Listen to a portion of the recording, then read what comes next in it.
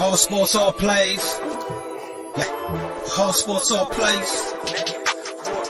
All sports, all plays. 365, we making up plays. You talking the game, get you to the days. We're high in the court, the dime in the lane. Variety topics never the same. All presentation, sports information. Hitting the airways, taking the nation. All sport, all plays, like working your faces. Grace at the field, so tie the laces. All sports, all plays. Yeah.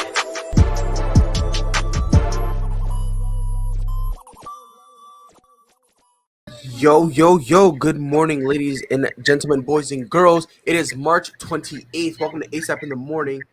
As always, it is your boy Pride, joined by Greg, Michael, and Jay. Greg, how you feeling today, bro? I'm feeling good, guys. Good morning. My Dukes are in the Final Four. Coach K's in the Final Four. It's a great day. I'm glad you're feeling good. Michael, how you feeling? I'm doing well, gentlemen. How y'all doing? Awesome. I'm just trying to stay out of trouble, like I always tell everyone. As long as my mom's not calling, yelling at me, I've done good. Jay, it's been a while. You decided to be me and pull a sabbatical. You have come back to us. How you feeling today? I'm good, man. You know, I was a good husband. I helped the wife move and everything, get her all situated. And then I realized that my body did not recuperate fast enough. And so I got obliterated and S-faced. And at the end of the day, she was there to recuperate me and revive me. And, man, life's good. I'm ready to get this show started, brother. I'm so glad you guys are all doing good. We got a packed show for you guys. Coach K winning. Boo. All right. What does another ring mean to his legacy? That's what we're going to start off with. But before we get into that, I just want to say happy birthday to my fiance. Originally, I wasn't going to be here. I was going to take the day off. She then gave me the option to end up doing the show. I said, I don't care. I'll do it. She was like, are you sure? I should have said no then, but I committed. Jay, you warned me. So if I come up missing, it's murder. It is murder. If you don't mind, Pride, can I just real quick on the panel of people that we already have, and you can also post it in the comments too. I just want to back up what I said. I said, Pride, if your woman says that you could go on a show on her birthday and this is your fiance, that is a testament. That is a test to see if you will have the wherewithal to know what she is really saying. When she says she's thirsty, it doesn't mean she wants water. Yes, it means she wants to be comforted. Hi. Thank you. Hi, everyone on this stream. Good morning. I have permission, right? You do have permission because I'm going to go get my nails done, so I won't be here to hear him screaming and, arguing with you guys over, who's the best basketball player or what have you. So LeBron James all day, though. Real quick. And on that note, can I please get a vote on this panel? Can I please get a vote? How many people believe that Ani really means that? Or is she just doing a cover-up so that when she does kill Pride, she has an alibi? I'm just saying. Listen, bro, I'm telling you right now, bro. I witness it. So I'm cooling, bro. I'm cooling. So in Coach K's final season, it looks like he's actually going to win it.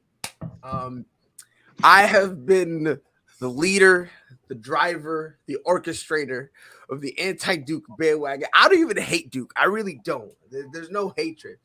I don't know why, though. I feel obligated to do it. So I have been driving. I've been driving it with honor, only to get smacked in the face. These bozos have broken my bracket 3 separate times. So whatever. All right. Greg, winning another ring, another championship for old Coach K, cutting the nets down one last time. What does that do for his overall legacy? It would just add to it, and it would make his legacy now untouchable. No other coach will be able to touch it. It would be six chips, 13 Final Fours. I don't see nobody else even getting close to that.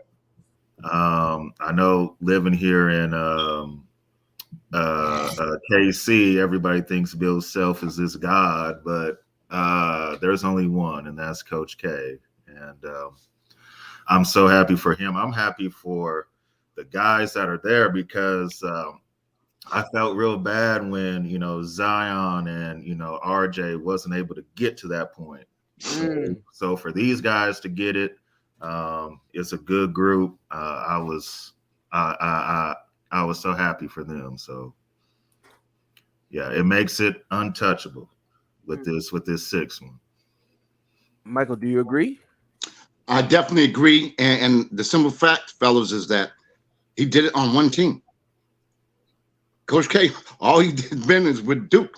You know what I mean? All these other coaches have, had other wins maybe for different teams, but Coach K, his longevity, and the fact, like my man said, Greg said that it's going to be untouchable. And another point that was well made is the fact that you're probably not going to see very many coaches last that long, specifically on one team. So to answer that question, it just solidifies his greatness and what he's accomplished. Jay McLovin. Yeah, I mean, obviously, Greg and Michael make good points, so I'm not going to reiterate what they just said because that'll just be redundant. But what I think is special as well is the fact that this is a Blue River shootout, man. I mean, how special would that be to go up against UNC, who you're basically batting 500 against? UNC lost at home, Duke lost at home. Duke lost in a very ugly way at home, and Coach K needs some revenge. The Duke team needs to get its revenge. So how sweet is it? Not only are you vying for the national title, but you're also getting a revenge game to get to the national title. That, my friend, that is quality basketball. That is quality viewership. And there's not a person in the world that's not going to have their eyes glued to that TV to see if Coach K can get to the number one title dance over his arch nemesis, the Tar Heels.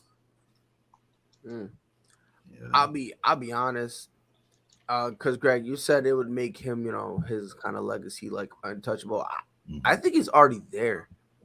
He's definitely there. Yeah, like to me, like if he wins, I think it's just I don't think it really matters to his overall legacy. I just think it's just a scenario that okay, I'm able to go out on top and I'm able to, leave, I won. I'm at the apex, I'm at the pinnacle. That's kind of how because I mean like you said, five national championships, 6 gold medals. He's got over 1,000 wins. He's 1,170 and 361. That's his record. Let that sink in. I can't even count it high. There's a few coaches up front. There are a few coaches that I think are untouchable. Coach K is one of them. Auerbach is another one. Phil Jackson's another one. Alabama, Crimson Tide. What's the name? Why am I Saban. Jesus Christ! I couldn't get it out of my mouth. Nick Saban is another one, and obviously now what Popovich has done, and the most wins in history. I mean, so now you got to throw Pop automatically in there because he broke the record. So I mean, there's a few coaches that are just completely untouchable that you can't mess with, and he has definitely joined that elite group. And it's interesting how it's lining up for Coach K, kind of getting back at teams for past losses. Lost to Arkansas in the 94 championship, beat them. Has a chance to beat Carolina, which they lost to the last home game of Coach K.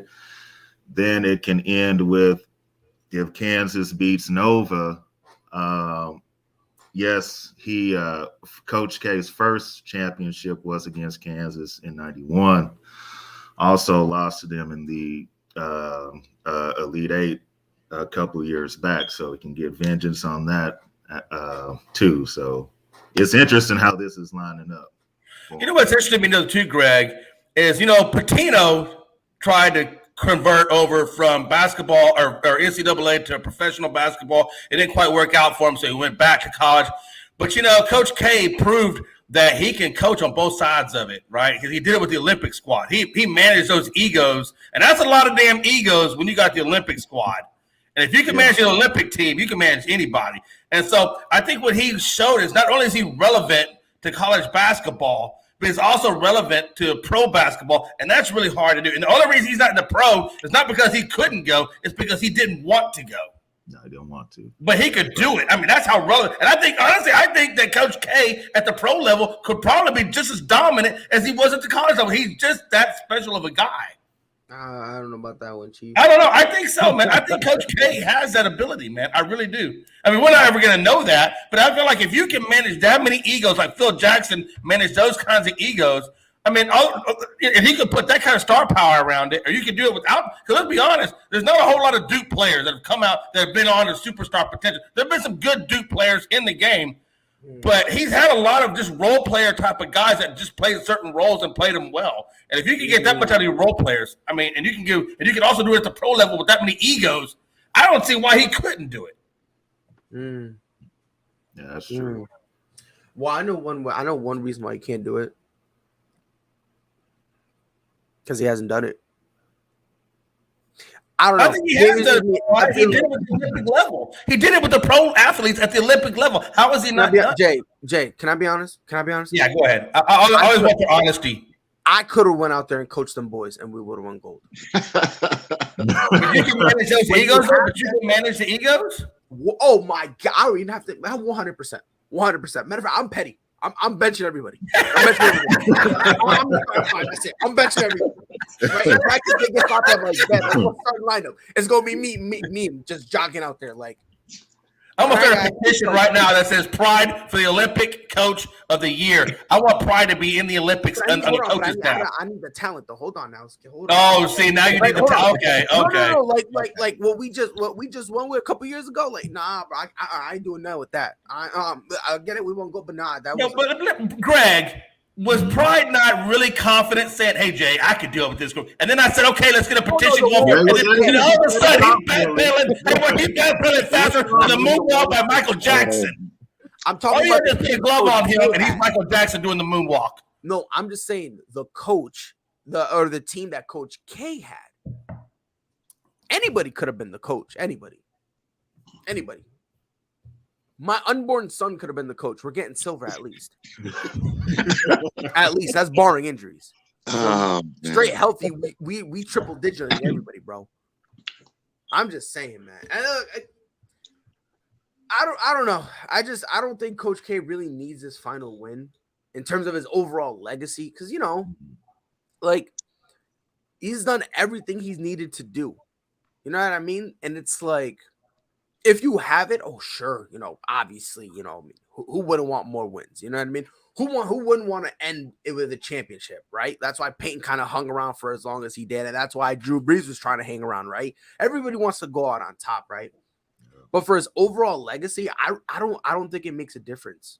I really don't, because again, if he retired last year, he's one of, if not the greatest. Well, I believe he's the greatest collegiate head coach ever.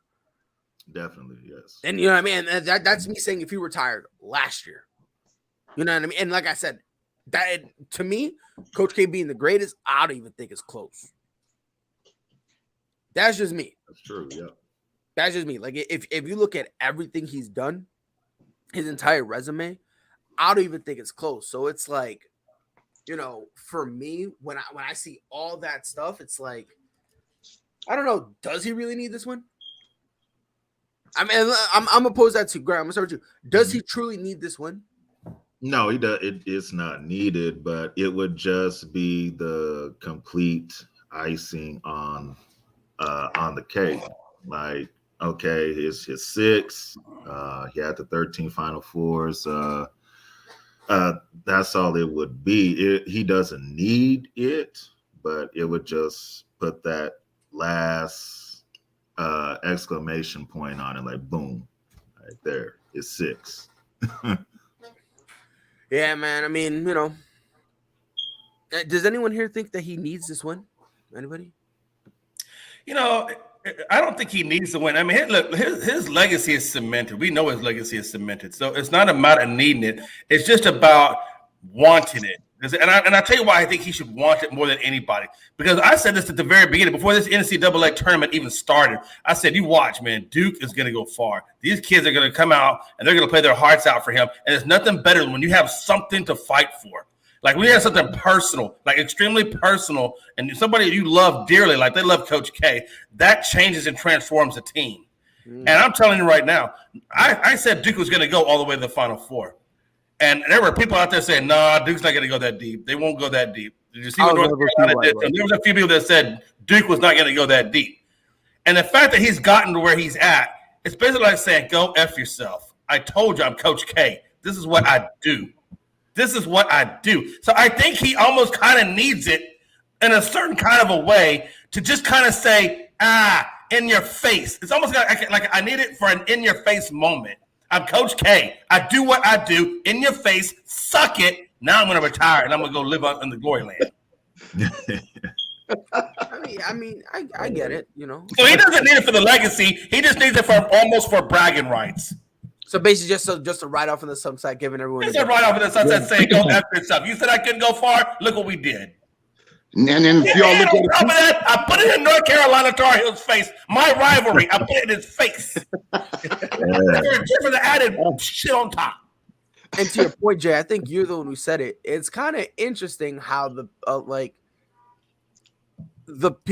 teams he has to go through, ironically, in like his final tournament, are teams that, you know, kind of have impacted him the most, if we're gonna be honest. You know what I mean? So it's kind of funny how that played out. You know what I mean?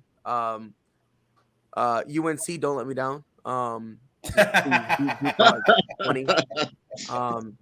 Please. You're so salty with that one, man. That's the one. He can't lose that one though. He can't lose. I think that's the one that was kind of like, man, we came out this far and we lost to Carolina. Honestly, if you give them the choice, I think they would prefer to lose in the Elite Eight to Arkansas rather than go to the Final Four and take an L to UNC.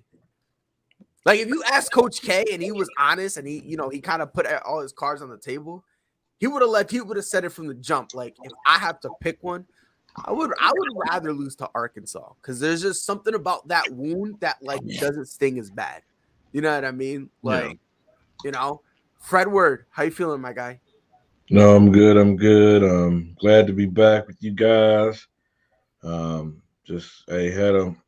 had a wonderful weekend as a whole. If you guys didn't know, see on the page that we actually got to stream a football game with the Mississippi Raiders and the Carolina Predators down there at the AIFA. Did a lot of things, a lot of great opportunities that are presenting itself. So just keep your eyes out for the ASAP Network. Doing some big things over here, you gentlemen. But glad to be back with you guys. Glad to have you back, Fred. Before we move on, Coach K, obviously he's in the Final Four. How do you think, if he wins this year, how do you think his final ring will impact his legacy? I'm not going to say it's going to have too much of an impact, but I will say that it will just put the icing on the cake of just to represent who he is, the type of leader that he is, a leader that lead men, a winner. This dude is, just what other way is best way to go out is when you win at the biggest moment. So it's not gonna really do much to his legacy, but it's just gonna let everybody know what he represents.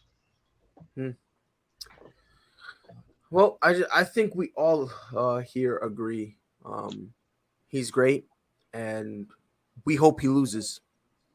At least, you know, I do. At least I hope he does, only because I'm in too deep.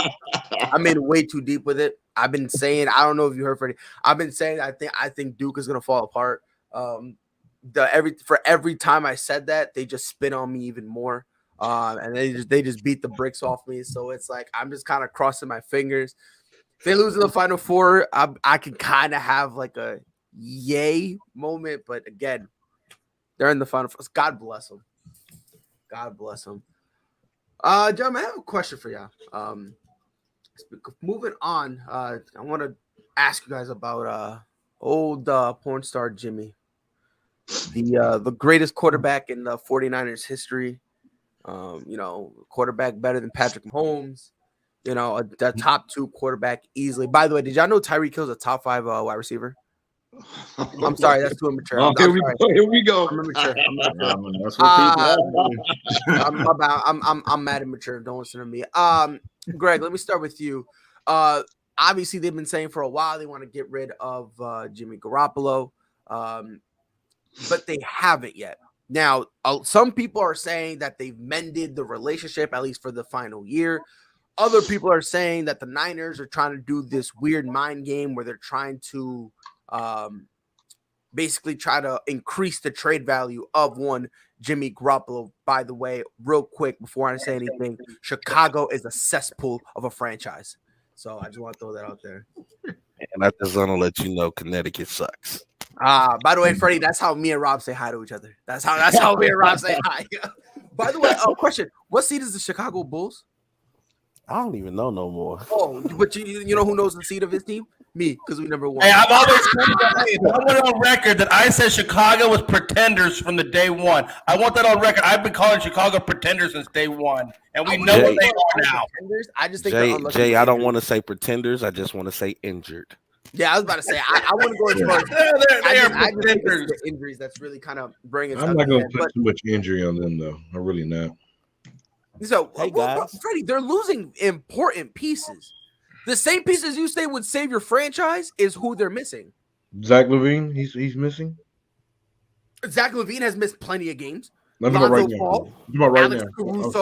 I'm talking about right now. Talking about right now. Hey, Freddie, I know you're trying to get your rocks off because the Lakers suck, but Shots fired.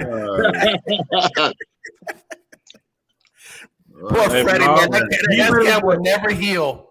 Hey, Rob, you better be glad we're virtual, or I would have a Will Smith moment. Oh wow! You keep Rob's name out your mouth. I just want to say one thing, bro. I love Will, but that slap was the most awkward, stiff, unathletic slap I've ever seen in my entire life. But a dude old, Rob. When you get old, guess what? You ain't gonna do the same thing when you was young too. Whoa, hold on, talk about. I don't want to hear nothing about old when he's just a couple years removed from doing Gemini. I don't want to hear nothing about that. I don't want to hear nothing about that. Look good. He look in shape. He look good. I don't want to hear it, bro. I just want to say one thing, bro. Will Smith got money. Should have bought his girl a wig. Greg, question. Jimmy G, I said what I said. Hey, Pride. I bet you won't see Will Smith's face. Don't be surprised if Will Smith pop in. I know, right? I said in the group chat yesterday. He won't catch me. You want to know why? I'll be gone. I'll be like Tyreek Hill. I'm gone. I'm He's not catching me. Hey, you'd be surprised what Pride will do for ratings, man. He will take one for the team. Listen, hey, Pride. Freddie go yell at me, but guess what? I took him for the team. Go ahead, Rob. You gonna be like, what did the 5 fingers say to the face? Damien, talk that talk. Damien, talk that. That's look. As long, hold on, Pride. As long as I've known Damien, this is the first time that I've actually agreed with something that he said, which is scary. This is all I'm gonna say. This is all I'm gonna say. In those award shows, everyone gets fried. Everyone gets cracked on. It's just a part of it now, you know? Right. It's like, now, if you want to say the joke was untasteful, you can say that. If you want to say it was mean, you can say that. To romanticize the fact that Will Smith, who was laughing. Yeah, he was. So how long was he laughing? That and say that he defended his wife. Pride, how long was he laughing? Pride, how long was he laughing? You said what? How long was he laughing? For a whopping 7 seconds, so he looked over and it was like, "Oh wait, you're wrong, I messed up." You're wrong, Pride, because there wasn't even a video that showed him 7 seconds laughing. First of all, so how long was he laughing? Let's try it again. It was a good 3 seconds. It was a good 3 to 4. Hold on, time out. Hold on, Freddie. Time out. All jokes aside, he was laughing and looking at Chris Rock. He did not. I don't care how long he was laughing for. He did not stop laughing until he looked at Jada. Was it possible that he was maybe laughing at the previous joke? How do we know? No. We wasn't there. No. How do you know? Were you there? Were you there? Okay. Exactly. But I don't care what none of y'all say. The way he walked off after he did it though was smooth. Hold on. So you want to go that route, but were you there? Were you there? Were you there when Chris Rock probably told him beforehand, "Oh, I'm gonna say the joke anyway"? Were you there? Because they probably said it was fine, and Jada got her feelings. Maybe that's what happened. Were you there to know that didn't happen? So stop using that stupid ass. Oh, were you there? As a cop out. That's a stupid cop out. I'm talking about what we saw. Well, I'm saying what I saw is I saw a man defend his wife for getting humiliated on live TV at the Oscars. And then he was blinded because the sun bounced off her forehead, bro. And what I seen was, let's keep it to sports. Back to the gym. And his wife is still for the streets. Now we can move on. You know, at least we can agree on that. Hey, Greg. She can be for the streets all day long, but at the end of the day, that's his wife, and it's his job to protect her, no matter what. It's true. I'm not gonna lie. If he said something like that about my wife, I'm going up there and bitch slapping him too. I'm to be honest with you. Free Chris Rock. That's my boy right there. Chris Rock played it all kind of smooth too, though, man. He recovered it as best he could anyway. And can we say this? That just made Chris Rock more relevant because nobody was talking about Chris Rock for years until then. That's true, man. Chris Rock kind of disappeared off the face of the earth. That's very true. Yeah. To an extent, you could say that to an extent. You can. My question is, I don't know. Are you trying to look at a publicity stunt though? What's up? Because I just think he was just saying stuff. That's just me. I just think he was just kind of like saying stuff, and then whatever happened. And now what I was thinking too, because they were talking about the possibility of Chris Rock filing charges on him. They were talking about that the other night. He's not going to do that. And they can. What repercussions are going to happen because of what went on? What's going to be the fallout? I'll tell you this. Will Smith is a bad dude. When he go up there in national TV and slap a dude in the face, go back down and sit down, and then 20 minutes later get an award. That's insane, man. Only in America can that happen. I was talking to Mike about it. I'm like, imagine being able to say you slapped the host and won an award like Raptor. Imagine, bro. Hey, apparently, and this last thing we can get back to the 49ers. Apparently, during the commercial break, Denzel Washington, Tyler Perry, they took Will Smith to a corner, whatever. Aside to make him talk to him and whatnot. Yep. Yeah. So I don't think Chris. Listen, if Chris Rock presses charges, bro. No, he did not. He don't. No. He said he wasn't last night. Yeah. I think an official report came out that said that the LAPD was aware of the incident that happened. That Chris Rock is refusing to press charges. He better because if he says that and then does it, he gonna look mad dumb, bro. He gonna look mad dumb. Greg, the 49ers, should they be like Will Smith and keep their toxic ex, or should they move on to greener pastures? I said that out loud. My bad. Let me ask you the question the proper way. Should those 49ers move on or keep Jimmy Garoppolo? It's time for them to move on if they want to make the Super Bowl. They need to move on from Jimmy G. Jimmy G is an average quarterback. He's made to look good because of his defense. It's time. And if that means getting somebody in free agency or drafting a quarterback, it's got something. Because as long as Jimmy G is the quarterback, the 49ers will not go to or win a Super Bowl. Jay. Well, damn, you got number 3, Trey Lance, sitting in the wings. Why are we not giving him a shot? Oh, okay, well, him. It's time, man. Listen, you either gonna put up or shut up, man. And if they want to move on from Jimmy G, that's fine. But it's time to start giving Trey Lance a shot. I mean, because look, if you either gonna succeed or you're not gonna succeed, but how are you gonna know it unless he goes on the field? At some point in time, we gotta say, give Trey Lance a shot or get him the hell out of here. But you did trade up to get him, so now you look like an idiot if you don't play him. Let's be honest. It's the same thing with Green Bay. Yeah. It's the same thing. You trade him to go get a kid, and guess what? And then you don't want to play him. So you do have an interesting point. You know, you do got to figure it out. Rob, What's that? Next year, Mm-hmm. who do you have more faith in leading this team to the playoffs and potentially even a Super Bowl? Jimmy Garoppolo or Trey Lance? Ooh. Okay. That's a little bit of a trick question because Jimmy G has gotten you to the dance. Now, maybe he's not won the dance, but he's gotten that team to the dance twice. And Trey Lance, we don't know what Trey Lance could be because they haven't really played him yet. So I have to go off the answer that I know. If they keep Jimmy G, I would ride with Jimmy G. I will say this. I got to respectfully disagree with Rob. And I love you, Rob. But Jimmy G did not get them to the dance. You know who got him there? It was Debo. That defense and Elijah Mitchell. That got them there. Jimmy G just barely enough to not screw up what they were actually doing. Which honestly, but I want to. Go ahead, Freddie. Go ahead. I want to piggyback off Jay and Rob. I say neither one of those quarterbacks. Ooh. I believe it's Kyle Shanahan and his offense. But you know, and Jay McLevin, he was alluding to this as well.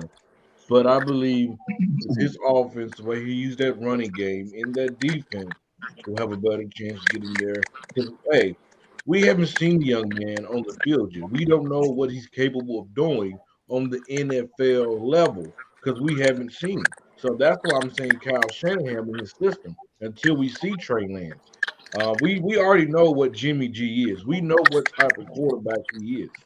But we don't know what Trey Lance is capable of doing. But honestly, if I was the 49ers, you right now you're in a position to bid high for Jimmy G. You can say, okay, I'm demanding this. Why? Because there's not that many spots out there that's looking for a quarterback position. Hell, we got a Baker Mayfield. Who are you taking? Baker Mayfield or Jimmy G? And most people ask, you're taking Jimmy G at this point over Baker Mayfield. Because you know what you're getting out of Jimmy G. You don't know what you're getting out of Baker.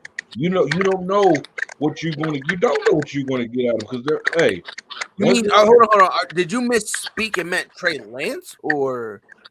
No. I'm talking about Jimmy. I'm talking about Baker Mayfield. What I'm saying is, Prod. Just listen to what I'm saying. There's questions about Baker's leadership skills. There's not questions about. I've never heard anything somebody say, "Oh, Jimmy G's a bad leader." We know what Jimmy G can do and what he can't do. Hell, the Baker Mayfield, one day he might go out and say, okay, this dude looking like a number one pick. And then one game he might come out there looking like a bust. So you really don't know what Baker you're going to get each week in or week out. That's what I'm saying. Huh? It's literally the same thing with Jimmy G. No, exactly. You know Jimmy G. Exactly the same thing with Jimmy G. No, you know Jimmy G is a game managing quarterback. We all know that. We know that he's not going to do too many big plays, but he's not going. He's not going. Well, he didn't manage the game too well in some cases. Because how many turnovers does Jimmy G have? I'm pretty sure it's quite a few. So look, if you're asking me who I'm taking, I'm gonna take Baker. I'm gonna take Baker too. So, only because listen, if things go south, because we've seen like you put Baker with Debo, with all. Oh, that's crazy. Right, like that's just me. Like we've seen him in garbage land. We've seen him with OBJ, Hooper. We've seen him with these guys, Kareem Hunt, Chubb. We've seen him with these guys. Are we sure we know what we're going to get out of them? Just asking, bro. Yes. Okay. Yes. Yes, 100%. Yeah. Okay. To be 100% honest, I'd rather take Baker, only because, like I said, Baker has shown us at times that when he needs to improvise, he can do it. When it comes to improvisation, like that's what made him the number one overall pick. When he needs to improvise, he's got it. When it happens to Jimmy G, he just freezes and he doesn't know what to do. We've seen that numerous times with him. So it's like, for me, I'm taking Baker. Hold on. I would The only take. thing I think what Baker needs to work on is his relationship with his receivers. I would like to see him develop a better relationship with his receivers because I think that will in turn make it for a lot more productive output. I don't think he ever developed that relationship with Odell Beckham Jr., and I think that's why that whole thing just didn't work out. Where Odell Beckham went to the Rams and he established himself with Stafford, and then of course everything played out fine. So I think just the only one thing Baker needs to work on is just getting more chemistry with his receivers, and he'll be fine. And I do think Baker could get better, right? I do think so because there are times where, like he has some of the Carson Wentz tendencies that Carson had in Philly, right? Like what he does is he wants every ball to be the home run ball, and I think that's kind of where a lot of the interceptions comes from because they see a tight window.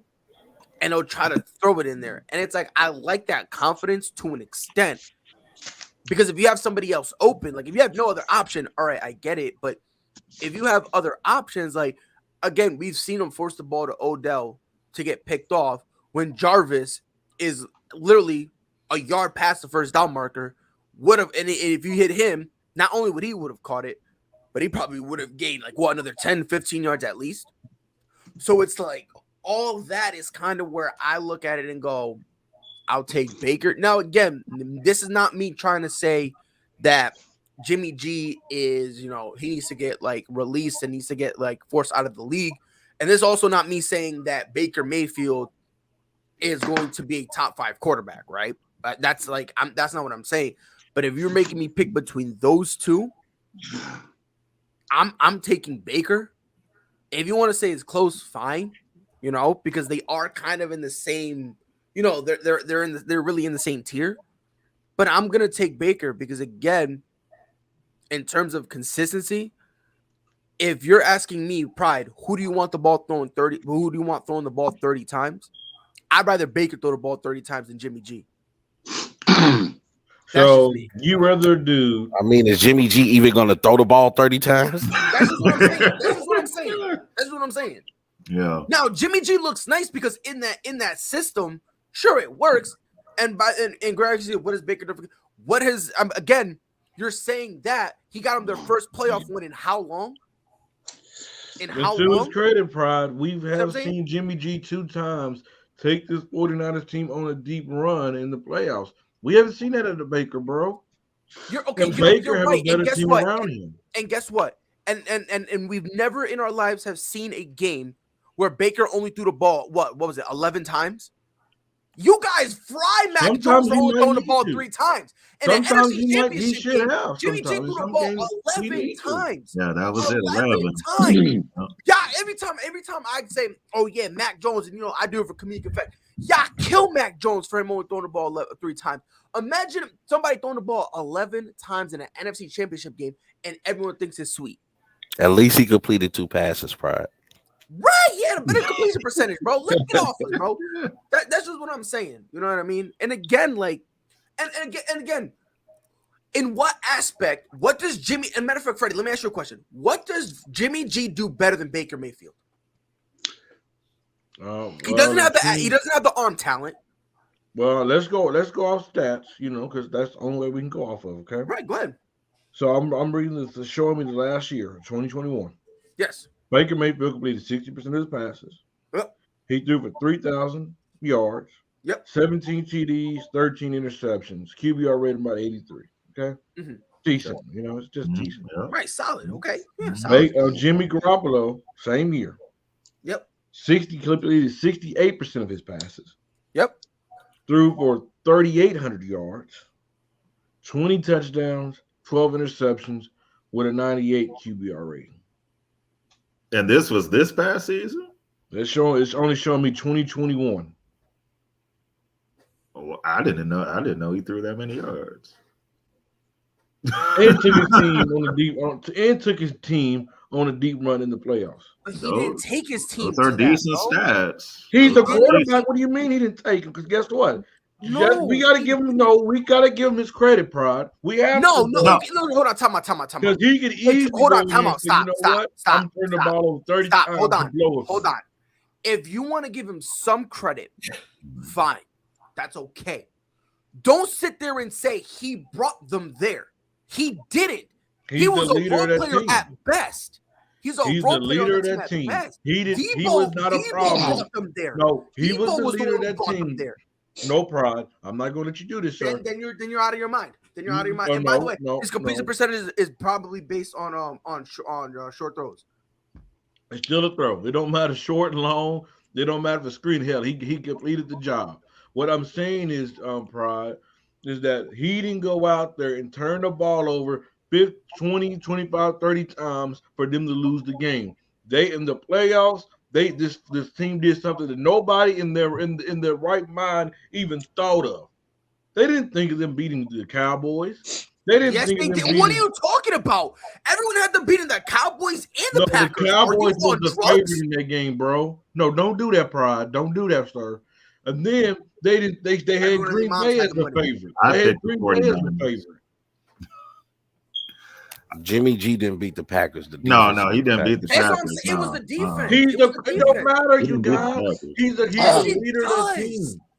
Yes, it Well, Okay, does. so I let's would see. agree with I that. got one last question.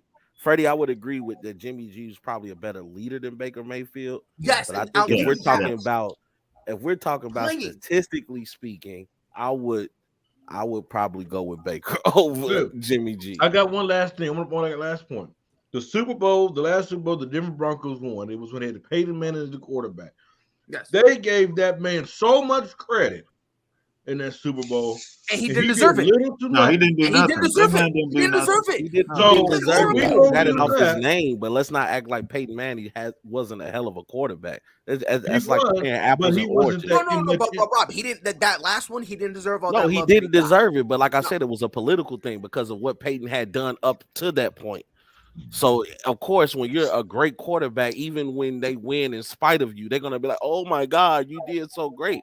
Think about how many times they did that to Tom Brady, especially in the earlier Super Bowls. Hell, we could have gave more credit to Adam Vinatieri than Tom Brady, if you want to be real. Relax. Gentlemen, you know what? My opinion on this is the fact that And that's all I'm I saying, think Sean. guys could take. That's all I'm saying. That's all I'm saying. You got to take this into consideration, gentlemen. Jimmy G had his shoulder surgery without even consulting the team, number one. Number two, Jimmy G, none of his salary is guaranteed until the eve of week 1. And the only way that the 49ers can get any cap relief if they cut him.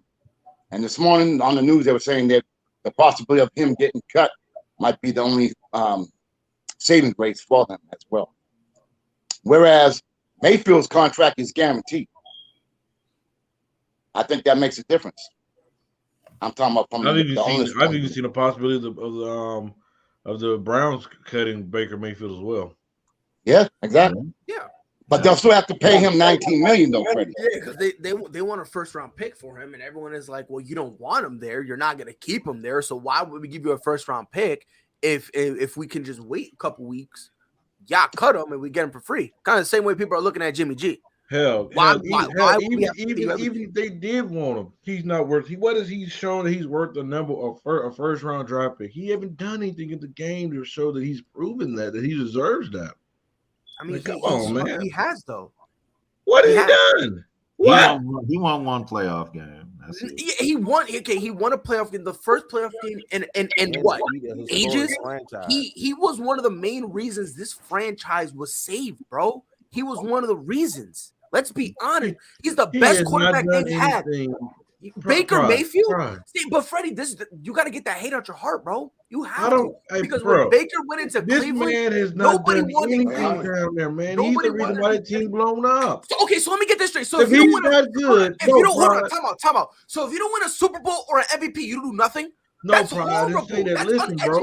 bro. Listen, Pride. If he's that good, right now, bro. why did they trade all that for Deshaun Watson, who we have not seen touch a football field in how long? Watson is better than him. And how close. No, if Deshaun Baker Watson Mayfield is the guy that you're saying he is, no, Pride. If Baker Mayfield is the guy that you say that he is, why did they take all at least we can all agree. We can probably all agree on one thing. Hold on, Nate. Now you're pretending. Now you're watching Undisputed too much. Now you're trying to you need to relax with that. I said I'll take him over Jimmy G. Has anyone here on this panel heard me say he's a top 5 quarterback?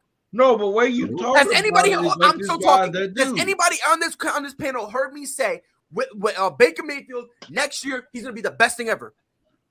Has anyone ever said that? Heard me say that? Nope. How many times have I said, bro, he's average and he shows you glimpses? How many times have I said that? And I'm a Baker dude. So stop trying to make what this I'm false saying narrative. is, Pride, Make yourself seem that right. you try to you said this dude is worth. I said he's not worth a first round draft pick. You said, oh yeah, He's not. He's Who not. said that? I never said he was worth it. I said the Browns Yes, want you that. did. And again, I understand listening is hard. I understand. You did I say get it. Nate, First when of all, the show I is said it over, one time. please find it. I said it one time. So you're saying I keep saying this. So that's strike one. I only said it one time. Here comes strike two. Okay. I said that the Browns wanted a first round pick for him, and everyone is saying, why would we give you a first round pick if in a couple weeks you're gonna have to release him anyway? We can get him for free. Don't worry, Nate will find the film. Don't worry. You can't skate yourself. Matter of fact, Nate. So right now, the timestamp right now is 45:47, right? That's the timestamp right now. Go back about 10 minutes. So let's go about 35. Let's go 35-minute mark and go. And after that, I want you to send it. And Freddie, I want an apology. I want my restitution. I want you to write a handwritten note, and I want you to read it and say, Pride, I'm sorry for fibbing on your good name. I attempted to slander you, and I besmirched your good name. I will apologize. I think what Pride is saying is, Freddie, when you get proved wrong, he wants you to take your right hand, hold it up, and slap yourself. Will Smith yourself, bro. Will Smith slap. Yep. Will Smith yourself. But I want the same thing, Pride. And again, you're asking about why they traded for Deshaun Watson. It's simple. Deshaun Watson is a top 3 quarterback. And again, when you have a guy like that available, you're going to get it. You're going to get it. You're going to go get it. That's all it really comes down to. Pride. So you can't say, oh, why would we get Deshaun? Deshaun's better than Baker. Making it seem like, because hell, we hope Deshaun Watson is still top 3 quarterback. We haven't seen him in how long again? Like I said. Right, it's been a year. I understand that. If Baker Mayfield is a guy that you believe you can win with, if you believe that he's a guy that can lead your franchise to the next level, in the right situation, probably yes. Obviously, but he's been in the right situation. Oh, the Browns have a great situation. No mistake about that, my brother. Let's pump the brakes just a touch. They got the talent, but I think the coaching just doesn't know what they want to do. You got a running game. You had Jarvis Landry. You had 2 tight ends. How much? He had one of the best O-lines in the game. How much more do he need to win? Hold on, time out. How much more? Past 3 years, they've been injury prone offensively and defensively. But how much? So don't pretend like they've been healthy the whole time. At the time, who he was not willing to make it work because they said that there was reports that they want a adult in the locker room. That tells me that he's immature and he's not a good leader. And Freddie, name me one person. So what are we talking about, Pride? Name me one person who disagrees with the fact that he's not a good leader. Please name me one person on this panel. But for you to sit up here, hold on, don't. No, for you to sit up here and act like, oh my God, he's worth the first round draft pick. He'd have done. When did I say he was worth the first round draft pick? When did I say that? Is enough. When did I say that? When did I say that? That's where you're trying to cycle around to. That's how I'm trying to cycle around, Freddie. What has Baker Mayfield done in this league? The Browns said, because somebody might have missed a little bit, but I think Freddie, you were the one who said that. Said what? Because of this comment. Said what? I didn't know. No. Imagine. Come on, do better. Now, anyway, as I was saying, first round I never said that. I never said. I'm asking Jay McLovin the question. I said this simply. So Jay McLovin, they want a first round pick, and they won't. They probably won't get it. Jay McLovin did. They probably want a first round pick, and they probably won't get it. Did I ever say that Jimmy Garoppolo, Baker Mayfield's worth a first round draft pick? Freddie, no wasn't one said me this whether time. or not he's worth it. Nobody has said that. Yeah, I didn't hear you say it. Nate, I didn't hear you say it, Freddie. I didn't hear you say it. No, I know. I didn't hear it either. Greg, did I say that? No. Jay, did I say that? No. Nate, have you been watching this whole time? No. Nobody said that. I did miss like maybe a minute, but throughout what I heard, I didn't hear you say it. No, okay. Like I didn't say the closest thing I said to that was the Browns want a first round pick. So I gotta ask you a And question. everyone around the league is like, why would we do that if you're gonna have to cut the guy anyway? We can just get him for free. Right. So, Pride, Same thing with Jimmy G. It's the same exact thing with Jimmy G. Pride, I want to ask you a question. I'm gonna ask you Go two ahead. questions. Well, it's a two-part question. One, where do you think? How do you? Like, you want me to give you Baker's But quarterback? he's discombobulated. Y'all got pretty discombobulated over there, man. You want me to give you my a rank? question He's like a mid quarterback. Baker, He's at middle of the pack. Baker Mayfield.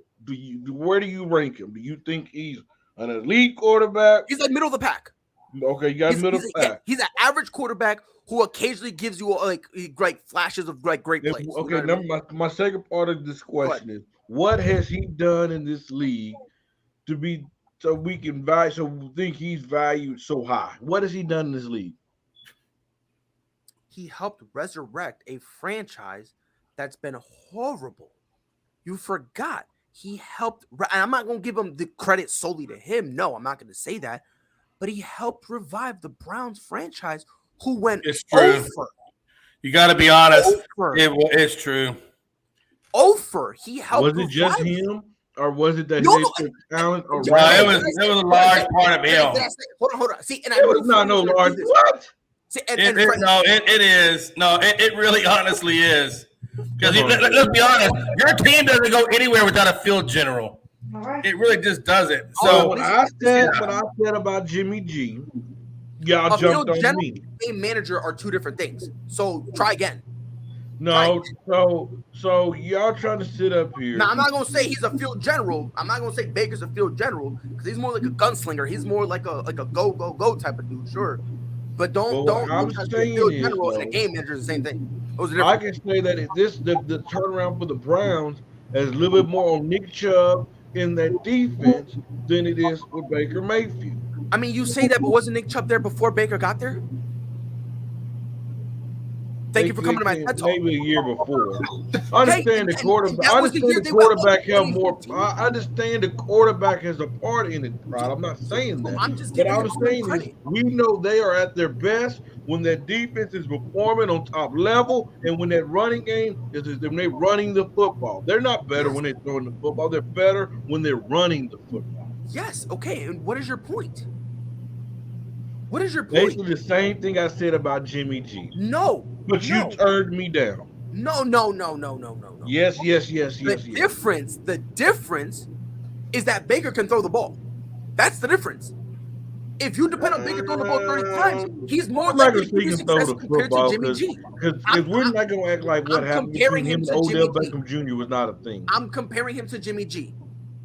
When comparing him to I've Jimmy never heard a receiver complain about Jimmy G. Yeah, they don't complain. They just leave. I've heard now. We've seen two quarterbacks that didn't want to play. Two receivers that didn't want to play with Baker Mayfield. Because he's a diva. That's why. Yes, but it's not because he's bad. It's just because he's a diva. Well, one of them was saying that he's bad. We don't know about Jarvis Landry, but I'm pretty sure that was one of the reasons as well. You said what? One of them we know for sure did not want to play with Baker Mayfield because he can't throw the football. He's not a great quarterback. He can't read the offense. Jarvis Landry, I'm pretty sure he's on the same level as well. Now, I will say this about Baker. He had a good playoff game against the Steelers, and then when he played the Chiefs, he did nothing. Again, no one spoke to you about a blowout, a regular season blowout that happened in 2020. I mean, ladies and gentlemen, just to get off the subject, Baker Mayfield is the GOAT. He's better than Tom Edwards, Patrick Brady Jr., whatever his name is. Okay, but no, Freddie, you better say that name correctly now. You can't just say that. Let's stop you right there. He's better than Joe Montana. He's better than Troy Aikman. He's better than everybody. I'm comparing him simply to just Jimmy G. When Freddie asked me, what do I feel about, where do I rank Baker? What did I say? I said he's an average quarterback who, sometimes shows you some great stuff. But overall, he's an average quarterback. That's what I said, right? And we're comparing him to who? No, Jimmy G. You did not say that. Oh Good morning, my Coach days. Dante. You said, "Oh, this What'd I man has say? reconstructed this Browns franchise." You said a lot of things, Pride. No. First of all, I'm talking about when you specifically asked me. When you specifically asked me where I ranked them. So again, now you're on strike 4, brother. All right, but don't chat to me right now, bro. Oh, he left. That's crazy. He put himself backstage. Yeah. But again, listen. I done said. Yeah, there you you are. with it. I done said that in terms of how he is like in his talent, he's average. Yes, he is. He's average, and he shows above average plays. You know what I mean? He'll show you glimpses of greatness, but overall, he's average, of course. But two things can be true. He's been the best quarterback Cleveland has had in God knows how long. They look. Pride. Hold But that's not hard to do, bro. You can go play quarterback and the hell make you look better than the guys they've had. I mean, come on, bro. That. But again, now, Freddie, I'm gonna couple it with more things. Remember, he was benched before. Remember during the thing, Hugh Jackson brought him in. He was like, "Oh yeah, can I just hear the backup?" What happened? They were losing. They put Baker in, and all of a sudden, it looked like they were able to do something. Don't forget, for a couple weeks, they were in playoff contention, losing by a couple close games. Okay. Then you go into so it's like you're saying he hasn't done anything. He's done some stuff. Now, granted, it's not on the level of a Tom Brady. It's not on the level of an Aaron Rodgers, a Patrick Mahomes. It's not on that level, but he still has done something. It's still. I want to just a comment real quick. Brandon Hill, don't want you to get it twisted. I'm not saying Baker's the GOAT. I was being sarcastic with that. Yeah. But Brandon Hill, right. Just he didn't mean this. What he was trying to do. He was basically poking fun at me, and he was basically saying to make pride because I'm defending Baker. That's what he's trying to do. So this is not, a lot of people trying to twist my words. That I said that I did not say that. To be known. No. Yeah. Trust me. I when I saw that, I ignored it because I was like, I think he missed it. So I'm with you there. But again, for me, someone said Baker didn't do anything. That was the defense. It was I think in this case it was both. He had a legitimate defense, and I'm not going to take nothing from him. But that's what I'm saying. I'm not giving the that's why I'm saying he helped. He helped resurrect the franchise. Because you got to remember, a lot of the pieces were already in place the year before when they were horrible. A lot of those pieces were still in place the year Baker's rookie year when he was on the bench. So, and again, Freddie, you're asking what he did. He's done some stuff. Now, again, it's not on an all-time great level, right? Like I said, it's not a Mahomes. It's not a Brady. It's not a Drew Brees. It's none of that. But just because it's not that level doesn't mean you can sit there and say, "Oh yeah, he didn't do anything." And again, before they got Baker, what were they doing? Before they started Baker, what were they doing? I'm asking for a friend. He helped. I need to meet this friend one day. He helped. Well, he's an uneducated friend. That's why I was asking his behalf. That's why I ask on his behalf because he's embarrassed. I'll be like, yo, I'll take that L. You feel me? But Rob, am I bugging? If I'm bugging, Rob, let me know. No, I mean, I'm not gonna say Baker's the worst. You can get a lot worse than Baker Mayfield. Way worse, yes, way worse. You can get a lot worse than Baker Mayfield. And nobody's claiming he's the best, but I'm not gonna drag his name through the mud like Drew Lock. Like Baker wasn't. You're so immature, Nate. You're so immature. I mean, I'll tell you like this, man. Baker Mayfield definitely revitalized that franchise. They were nothing. And they got him, and he brought some excitement, especially trying to recoup from the bust that Johnny Manziel was. So I'm not gonna just drag Baker Mayfield through the mud. I would have went after Deshaun Watson too. You don't pass up on a talent like that. But I'm still confused as how Baker doesn't have a job as of yet. I think they're holding on to Baker personally. You know what though? Starter in the NFL. I still think they're holding on to Baker. I still think they're holding on to Baker to see if Roger Goodell puts a suspension on Deshaun Watson and they have a fallback plan. I think it's why they're holding on to Baker and have not traded him as of yet. They're waiting to see what happens with Watson on the Goodell front. And when he clears Goodell, then they'll start making moves. I get that. I But will if I say was this. Baker Mayfield and they do suspend Deshaun Watson, I would Miami Dolphins that thing. I'm throwing games. I will say this, that he better only be suspended for 4 or 5 games. Reason why I say that is because Big Ben, remember they gave him that big suspension. Then when they found that no charges against him, they reduced his to like that. They need to do the same thing. Keep that same energy, Roger Goodell. Hey, you got to They're not remember going though, to. Freddie, They're not Big going Ben has the complexion for the protection, my brother. Let's be honest. Yeah. And honestly, and here's the awkward part about it is like, and I said this before, when it comes to the NFL, they're weirdos, right? When they're supposed to be lenient on a player, they give you the hammer, right? But then at the same time, they're supposed to give you a hammer. They're like, oh no, you're okay. Like Greg Hardy damn near killed his girl, and they were like, yeah, we'll help you go to Dallas. Like, what the hell? Where to do that at? Like, what the Yeah, hell? Michael Vick fights dogs, and he's the worst man in America. Time out, hold on. First of all, he didn't fight. He didn't fight the dogs. It just happened at his house. Okay, free Mike Vick. He was a victim of circumstances. Hey, I'm gonna tell you though. His cousins was bogus. If that's my cousin, and he about to get in trouble, I'm gonna let you know. Hey, that was me fighting dogs. He wasn't even here. I look, man. All I'm saying, bro, is I again, Freddie, I get what you're saying, talking about what has he done, and I understand you to an extent, but that only works when you're comparing him to like other guys who are like have a ridiculous type of resume. Now does Baker? Baker has done something. He has. Not much. He's done something.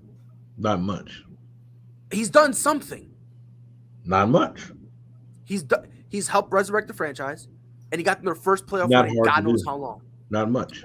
You Not said much. not hard to do, but remember, you got to remember the team we're talking about. It was Cleveland. You need to remember that it was Cleveland who was. You put an Eli horrible. Manning over there, his last couple years in the NFL, he'll do the same thing. You don't know football. I mean that with all due disrespect. You have absolutely nothing. You don't know nothing about football. I need a break, ladies and gentlemen. I don't think he's better than Eli Manning his last year. Get ready. This summer, the Arena League Sports is on ASAP Network. Tune in live on either the Tiki Live or Roku app, as well as your smart home TV. Whole sports all plays. Whole sports all plays. Whole sports all plays. 365, we making up plays. You talking the game, get you to the days. We're high in the court, the dime in the lane. Variety topics living the same. All presentation, sports information. Hitting the airways, taking the nation. Sport all plays, like working your faces. Grace at the field, so tie the laces. Whole sports all plays. Whole sports all plays. Network. We on top of our game. Whole sports all plays. Whole sports all plays.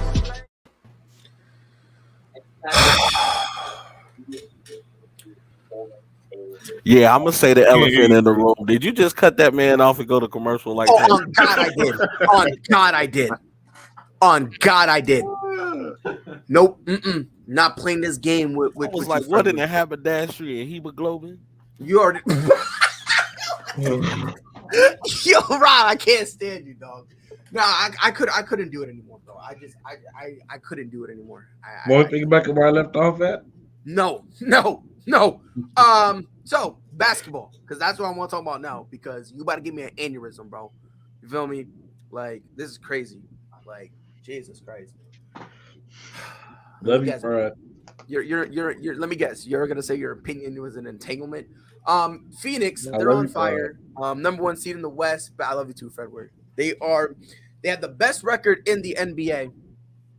Greg, let me start with you. At this point, it's fair to say that the Phoenix Suns is a team to beat, right? Yes. Whoa, hold on. What's with the hesitation there, Fred? I was saying because Steph Hold Curry on. and Klay Thompson still play at Golden State. That's why there was a little hesitation. Well, but Steph is hurt. They don't look good without Steph. Yeah, but when he come back though, he gonna come back now.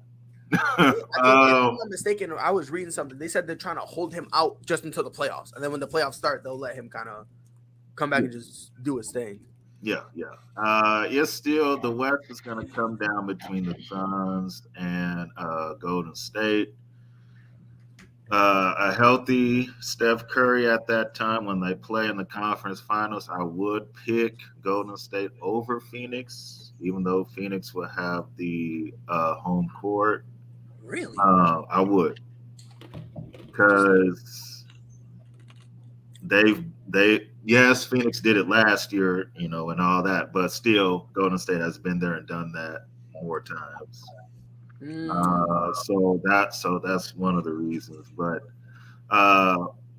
would I be surprised if Phoenix beat Golden State and went to the finals? No, I still wouldn't be shocked by it. The Phoenix is clicking right now.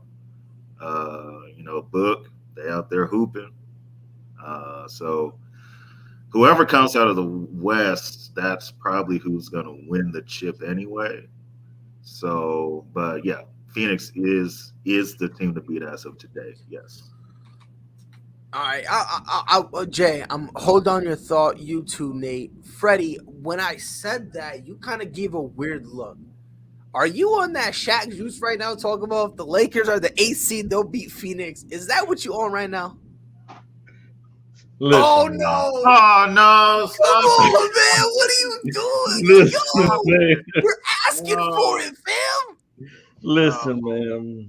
They're going to get swept. That's scary. The Lakers might not even make it out of the play-in. Right now they're 10, but they're only one game away from being out of the playoffs all the way around. So San Antonio might come back. Everyone, I want to give Freddie the floor. I'm ready to hear it. This dude just wants to kill me. Elevate my blood pressure, my blood pressure, Freddie. I'm tired of life. Kill me now. Listen, man. If the Lakers find a way to win, they win the game in the play-in, whatever, and they find a way to become an 8th seed, they face the Phoenix Suns in the first round. Anthony Davis is coming back in the beginning of April. God, I can't. The Lakers have a chance to beat the number 1 seed in the Western Conference. Why do I'm laughing. I can't do it. I can't listen to this crap. I'm sorry. I can't do it. I can't do it. I'm over here trying to multitask. I'm working while I'm listening and talking. And Freddie, you just made me stop working. What in the blue hell are you smoking, my brother? Nate, LeBron just rolled his ankle last night. Freddie, you're assuming. No. I don't understand this. Freddie, you're assuming that the Lakers will actually even make the play-in. You guys are on the verge of slipping out of the play-in. You're only one game up. But help is on the way. Help is on the way. You okay? The model. Oh, Jesus Christ! I've heard Kendrick. Even he won't be enough. I've heard. No, don't say that, Pride. That's sacrilegious. Jesus is enough. Let me ask you a question. Let me ask you a question. Go ahead, Freddie. The floor is yours. Let me ask you a question. Yes, I took my medicine, Coach Dante. No, I don't take medicine. And Coach Dante, I don't smoke. Listen, Anthony Davis dropped 40 on DeAndre Ayton's head, and this is without Braun. And couldn't do nothing. And just like how I can slander Russell Westbrook's name as playing horrible as he has changed it. The last 5-10 Freddie, games. why do I feel like you're lowering the credibility of this show? The last 5-10 games, Russell Westbrook has shot the ball better. Yep. Not turning the ball over as much. Yeah. He changed around. As much as I can slander the man's name. Immensely, yeah. Hey, I just want to make one thing real clear. When Freddie said that statement, When Freddie said that statement, we went from 9 viewers down to 6. I just want to know, Freddie, you're killing us, man. You're killing us right now, Freddie. Hey. Freddie, go ahead. All I'm saying is, with those 3, Russell Westbrook playing the way that he is, I'm talking about against the Philadelphia 76ers game. We play like that with that type of energy, with that defense, which I think they can. We could go in there slapping just like Will Smith. And We'll ready go in there. and you want to know what's adorable? And go ahead. I'm glad you said that. You want to know what's adorable? Supposedly, this was great quote defense. Y'all gave up 126. When? And y'all still lost. But pop off a bunch of defense, though. When? What game? You just said about the Sixers. But we played with so much energy. We played good against a James Harden But or you Joel Embiid. And that's without LeBron James. Defense. You just said that defense. Y'all gave up 126. And today's NBA Pride, we know that scoring, you can't really stop nobody from scoring these days. Oh, so, but y'all can get stopped because this Pelicans held y'all to 95. So don't tell me y'all can't get stopped. What do you mean? Well, Bron, you know this like I know Bron was putting on a shirt that showed the first half until they hurt my guy. This is nuts, bro. Listen, bro, for the Lakers to even get to the 8th seed, you guys would have to beat the Pelicans. Okay. We're gonna win. Hey, matter of fact, I think we have Dallas next. Luka, we coming for you. Denver on Saturday, we coming for you. I think we got Phoenix on Sunday. We coming for you. You're going to them because it's an away game. We winning all of them. 4-0. Nate, please say something, bro. Please. Never alone. I have a lot of things to say. And most damn. Freddie. Go ahead, Nate. Fuck him up. First off, let me point out the rest of the entire schedule. Y'all play the Dallas Mavericks. Y'all play the Utah Jazz. Y'all play the Pelicans. Y'all play the Nuggets twice. Y'all play the Warriors. Y'all play the Suns. Y'all play the Thunder. And to be honest, I don't think it's going to happen, but I can see a possibility about going 0-8 throughout the remaining of the season. I'll be honest, I got them 2-6 right now. And that means they I see 2-6 as well because Pelicans and the Thunder. Me personally, I got them 2-6.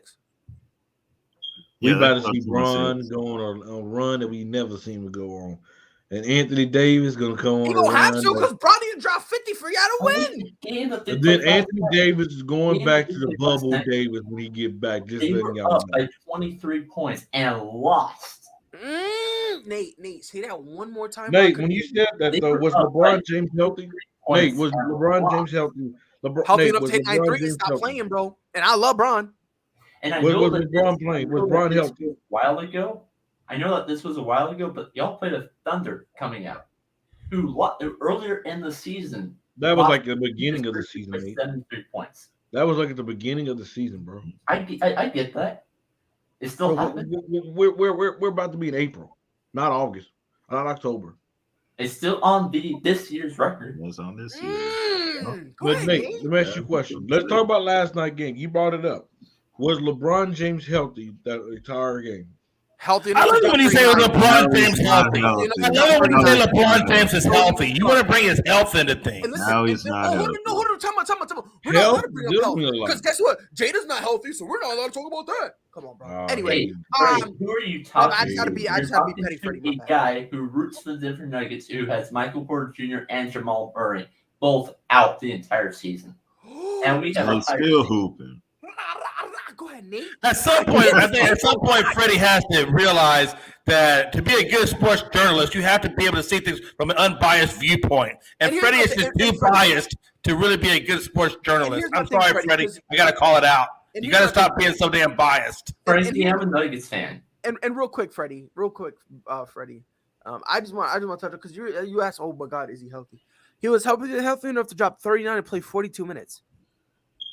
Most of that first half. I'm not gonna lie. I really wasn't gonna say that, but pride just really baited me into it. Pride baited me into it. And I said, you know what? I'm gonna flow with it. Go ahead, flow with it. Go ahead. No, I already said my judgment. Just know one thing. We'll have this conversation in the very. You know what? Near I hope. You know what? I hope the planets align. And I really do hope y'all get the number 1 seed. I really do. I'm hoping and praying. Because when y'all get swept, I want to just see the hope in your eyes like grow. Like, oh my God, we're the plane. We got a chance.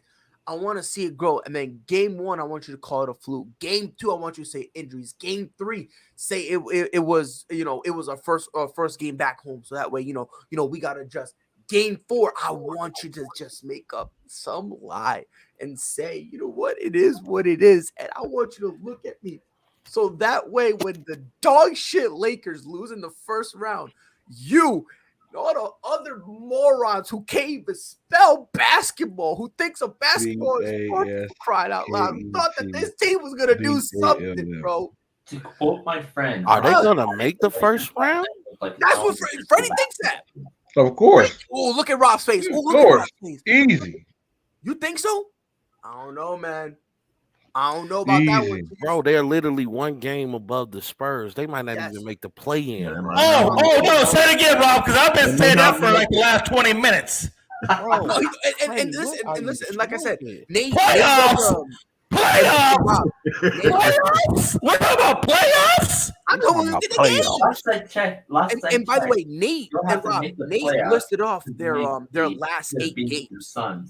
Like he listed off the last 8 games. Personally, I don't know, but whatever Freddie is smoking, I need to get some of that stuff. That's the good shit.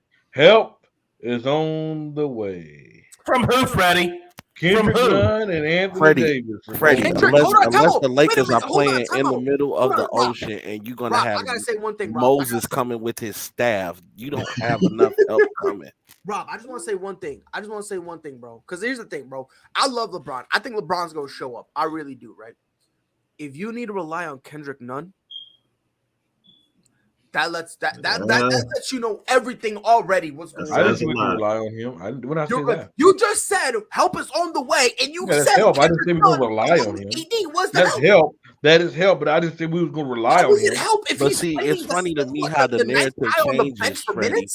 When you talk about the Bulls being bad, when I mentioned that we can still use Alonzo Ball, and you like he's not enough, but you then turn around and say Kendrick Nunn is enough. What are we doing? Get out of here, bro. Hey, Rob, it's not good to hold on to things, bro. That's not healthy. That's not healthy. You gotta let that go. The championships that you weren't even alive for. That's not healthy either. What are you talking about? I know because you said you was like it's not healthy to hold on to things. I'm like just like those Lakers championship you hold on to that you weren't even alive for. That's not healthy either. Congratulations, you watched them on VHS 50 years after they happened. Come on, Freddie, relax. Be better, bro. Freddie, you're not even 50. I'm older than you. Yeah, Freddie, I believe that Freddie Henderson learned everything he knows about the Lakers watching documentaries. No, actually, I'm gonna tell you like this: for Freddie to be saying that the Lakers have a chance to still win it all, what did you smoke when you went to go watch the arena football? You guys had too much fun out there, didn't you? Hey! I'm not gonna lie. We did get invited by these people. I can't say their names to go smoke some cigars and drinks. They spiked them. You know what? I saw that you had Young Dro cut a promo. Y'all must have been smoking Young Dro too. Yo, Rob on one right now. Look, man, and Freddie, I don't know what the heck. Matter of fact, we'll continue this Lakers slander train in a few minutes because I that's what I'm here for. Look, for the Suns are honestly, in my opinion, the Sun and I started saying this 2 weeks ago. Yeah, 2 weeks ago. Suns are winning it this year. Started saying that about 2 weeks ago. Mind you, I was the dude in the beginning of the year. I didn't know what I was going to get from the Suns. I didn't know what I was going to get from them. I really didn't. Right? Now, all of a sudden, they're just smacking everyone and their mom, disrespectfully, of course, for absolutely no reason whatsoever. You lose Chris Paul, and Devin Booker goes, LOL. You know, some people had the nerve to say, you know, Devin Booker's not a superstar. You know, I was wrong. I'm sorry. No, I would say my own name. I would say my own name, man. I was wrong. Devin Booker's been playing his ass off, and I truly, Devin Booker, look me in my eye, brother. I truly apologize to you. I will put some respect on your name because you've been playing like a damn superstar. And on top of that, his name deserves to be in the MVP conversation. Not saying he's gonna win it, but he deserves to be mentioned. Yes, we're gonna talk about that. Devin. I'm sorry. We're gonna talk about that. By the What way, are you Freddie. apologizing See, for? Freddie, a man can admit his Freddie, mistakes. because I'm gonna tell you why, Freddie. I had a conversation with Rob a few weeks ago. He said Devin Booker's not a superstar. I was wrong. I was completely out of pocket. Yeah, Pride, I'm a man, and I can admit when I'm wrong, brother. I appreciate you doing that, bro. I appreciate you doing that. Devin Booker All right. put his We're money not where doing his this, Freddie. mouth We're not was. doing this, Freddie. We're not doing this, Freddie. Freddie doing this to trigger somebody. Devin Booker is a superstar. Thank you. I mean, these last 2 years, they definitely put him on that list. Thank you. For sure. Thank you. I'm sorry. I can't be petty. I can't be. I wanted to. I love D Book. I love D You gotta Book. stop it. I was like, I wanted to. I love D Book. I love his game, man. That man has channeled his inner Kobe, man. Like, no. Hold on now. That's Mm-hmm. one thing I will not, and I shall not, and I am not. Well, you know what, Freddie? You know why I say that? Because Kobe was his mentor. He looked up to Kobe. You can be a mentor all day long. He is trying to. But Freddie, hear what Rob said. He's channeling his inner Kobe. He's not saying he's better. Yes. You know, he's not saying he's good. He's the new Kobe. He's not saying that. He's just saying he's tapping into what Kobe Bryant has instilled in him. That's what he's saying. Am I interpreting you correctly, Rob? Yes, you are very. I would never go that far. Hold on, Rob. He's better than Kobe. I just want to make sure I was hearing you right. No. We said see Freddie just pretending at this point. Westbrook. We said about Russell Westbrook. Look what happened this year. About Russell Westbrook. It's about people say he got the mom mentality. We seen some weak points this year. Yeah, difference is Devin Booker can play. First of all, I never said Westbrook had a Mamba mentality. We said the same thing about Kyrie, and we noticed that we know one thing. Kobe mentored Kyrie, and we know Kobe was in the same situation as Kyrie. Kobe wasn't gonna let anything stop him from playing basketball. And now everybody about Devin Booker. Let's stop it. But hold on. Because you said about Russell Westbrook, right? Russ is playing horribly. Is Devin Booker playing horribly? So that comparison is invalid. We now go to Kyrie. Kyrie takes a sabbatical. Literally, he stubs his toe. He chips a nail. Oh, my God, I got to go home. Right? So he goes sabbatical. Does D Book take sabbaticals? So, again, that's another broken comparison. But what I was about to say, is his Mamba mentality is Russ's Mamba mentality turn the ball over? No. Russ's Mamba mentality. And not to mention the way Russell Westbrook talks at the ends of games. I'm just gonna let you know he has no Mamba mentality. He doesn't care if he wins or loses. Kobe wanted to win at all costs. So let's just stop that conversation now. Exactly. Rob, I love you again, my brother. But Freddie, the difference is like with those two guys, they've shown you they don't have that mentality you guys are speaking. Oh, one other person, Ben Simmons. Who? Ben Simmons? Well, no one ever compared him to him. So that doesn't even matter. Again, you're doing this to trigger me, but I'm not falling for the trap. No one ever said he had the mentality. Okay. I like to get to you. There's two things I'd be happy in life. If I can get Jay McLovin all in his mic like this and ready to go, or if I can get that little y'all see Jay McLovin, he be like this. Hey, and Freddie be like this. I'll be thinking Jay McLovin gonna give us the people's eyebrows. This was you, Freddie, when we started ASAP. I heard rumors about that too. I heard Freddie used to be all up in that mic. I heard Freddie used to be all up in that mic. Yo, you know how you know Freddie's mad, bro? When he starts cooking with this, When Freddie's mad, I swear to God, he turns into Dr. Martin Luther King. No, we're not gonna stand on. Oh, man. All right. So obviously, Freddie wants to talk about the Lakers, right? So let's talk about it, right? The bigger disappointment, and I want to start with our resident Laker fan, the Brooklyn Nets or the LA Lakers. Explain to me who's the biggest disappointment for you, Freddie. Listen here, man. Here comes the bullshit. Coming in the season, both teams was highly favored to be championship contenders. I'm not talking about coming out the West or coming out the East. I'm talking about championship contenders. The Brooklyn Nets this year had Kevin Durant, James Harden, Kyrie Irving. They was playing the game of basketball. Hey, and when those three played, their record showed that they didn't lose many games. They came into the season with one guy. We know the reason why.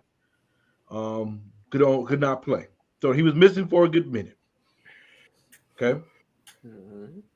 So go down for the season. So it's just James Harden and Kevin Durant, KD gets hurt, so it's basically just James Harden. Then they let Kyrie become a part-time player. This Brooklyn Nets team has been up and down, up and down, up and down. They made the trade for Philly. James Harden go there because the other guy didn't want to do what he wanted to do. They got in Ben Simmons, Seth Curry, DeAndre Drummond, and some draft picks. So they're up and down. They're still up and down. Okay, now that Kyrie Irving's a full-time player, but they have not lived up to expectations that everybody had set for them in the beginning. Relax, MLK. Relax. Right. But with all that being said, I have a dream. The Lakers are the Now, biggest Daddy. disappointment. The Well, Lakers are the biggest disappointment. And the reason why I say that is because when you have the players that you have, when you have a LeBron James, when you have a Russell Westbrook, an Anthony Davis, or Carmelo Anthony, got a Malik Monk, which was a good pickup for them, an Austin Reeves, a good undrafted player. But hell, they're in the 10th spot in the West. We have expectation of them to fly by people. I was one of the ones that was taken up for them because of their age. Because everybody kept saying, "Oh, their age." I said, "No, age don't mean nothing about in the NBA." I kept saying that. Their season started off really bumpy. They already came in the season, people with players hurt. I used that for an excuse. I did. This is me. Games don't matter till Christmas. That's what you keep telling us. And then LeBron, we know he got into with the Isaiah Stewarts of the world. He was suspended. Then he got hurt with the stomach. So I said, okay, we can't do it because we got Bron down for 12 games. We can't judge them yet. By this time, Russell Westbrook is still playing bad, by the way. And so LeBron comes back, and it's like matter of time when LeBron comes back. The timing is right on point. Here come Anthony Davis. He goes out the first time. And I'm like, well, we still can't judge him, guys, till after Christmas. This is me saying it. And then we had our little COVID meltdown where we held playing GD players at the point. So we're past Christmas, and we can't judge them because we have not seen them on the court. So we can't judge them till the All-Star break. Okay. So Anthony Davis, he's back. LeBron's back. We all healthy again. AD I'm starting to look like the old AD again. Because let's not forget, at the beginning of the season, it seemed like AD couldn't shoot a mid-range. He couldn't shoot a three. But hey, they said he did work on it. He started looking better the second time he came back, knocking down shots, looking like old AD. But right on time, yet again, he's out again. And at this time, I already had a nickname for AD and Russ. At that time, it was Ass and Glass because Russ is playing like ass. And AD's made out of a piece of glass. Is it fair for you to make a comment on someone else's health? So we keep it moving. So we just Russ and AD. Now, as of late, Russell Westbrook have been playing better. Like I said, if I can slander this man's name, I needed to give him his I need to give him his praise. But it's still not leading the wins. This is the longest diatribe I've ever heard, man. Love you, Jay. It's diatribe, but I get it. Diatribe. Don't you come down here and tell me how to pronunciate words, Pride. I'm from the South. Right. That's what we do. But at the end of the day, with all that being said, all those excuses, you would think, even though you're missing pieces, two of them will still find ways to make it work. Because we've had two at times, and we still can't make it work. This team is old. You can't depend on LeBron to lead a team by himself anymore because it takes so much. And no knock against him. The dude is 37 years old, still about to win a scoring title. Look, if the team was winning, he was doing this, he'll be the MVP, like no questions asked. Like the dude is still putting up big numbers. But still, this is even for him This is a lot to put on his shoulders. Hell, even if you had Michael Jordan, Kobe Bryant, Magic Johnson, they can't lead this team. It's asking too much to put on a man's shoulder. And hell, you know what? I think he deserved to be in the conversation just for what he had to put up with this year. Even though he did have some fault with it, but still, Bron did go out there and he did play. He did play, and he's put on the show. And I know I've been critical of him, but hell, like I said, you can be critical. Got to give him his respect. The dude is done something that we've never seen again. I won't never see again at the age of 37. Hold on, Coach Dante. Do you want to talk about my team? You come on here and you say to my face, you stay at that comment, sir. My team ain't no dumb organizations. Number 17, it shows for that, sir. But I'm gonna carry back on to my little. Hold on, no, but he's not. No, he's not. He's not talking about the Lakers.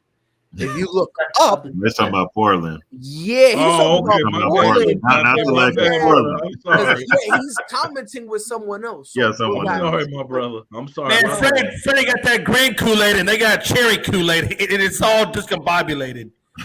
But like I was saying, Four score and 3 seasons ago, when this team was built to win championships, not to go play in, not for missing not for them to be out of the playoffs. This team was to win the championship, and that's it. That's all. Coach Dante, I thought you was coming for me. I had to come check you. It's been a while since you've been on the show, but don't forget that I will come for you. But my bad. I didn't know you have another debate in the comments. My bad. But like I said, the most disappointment is the Lakers. All right.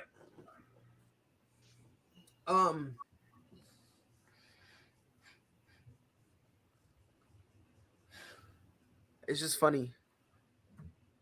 Championship team. Greedy, I'm sorry. I wasn't really reading the comment.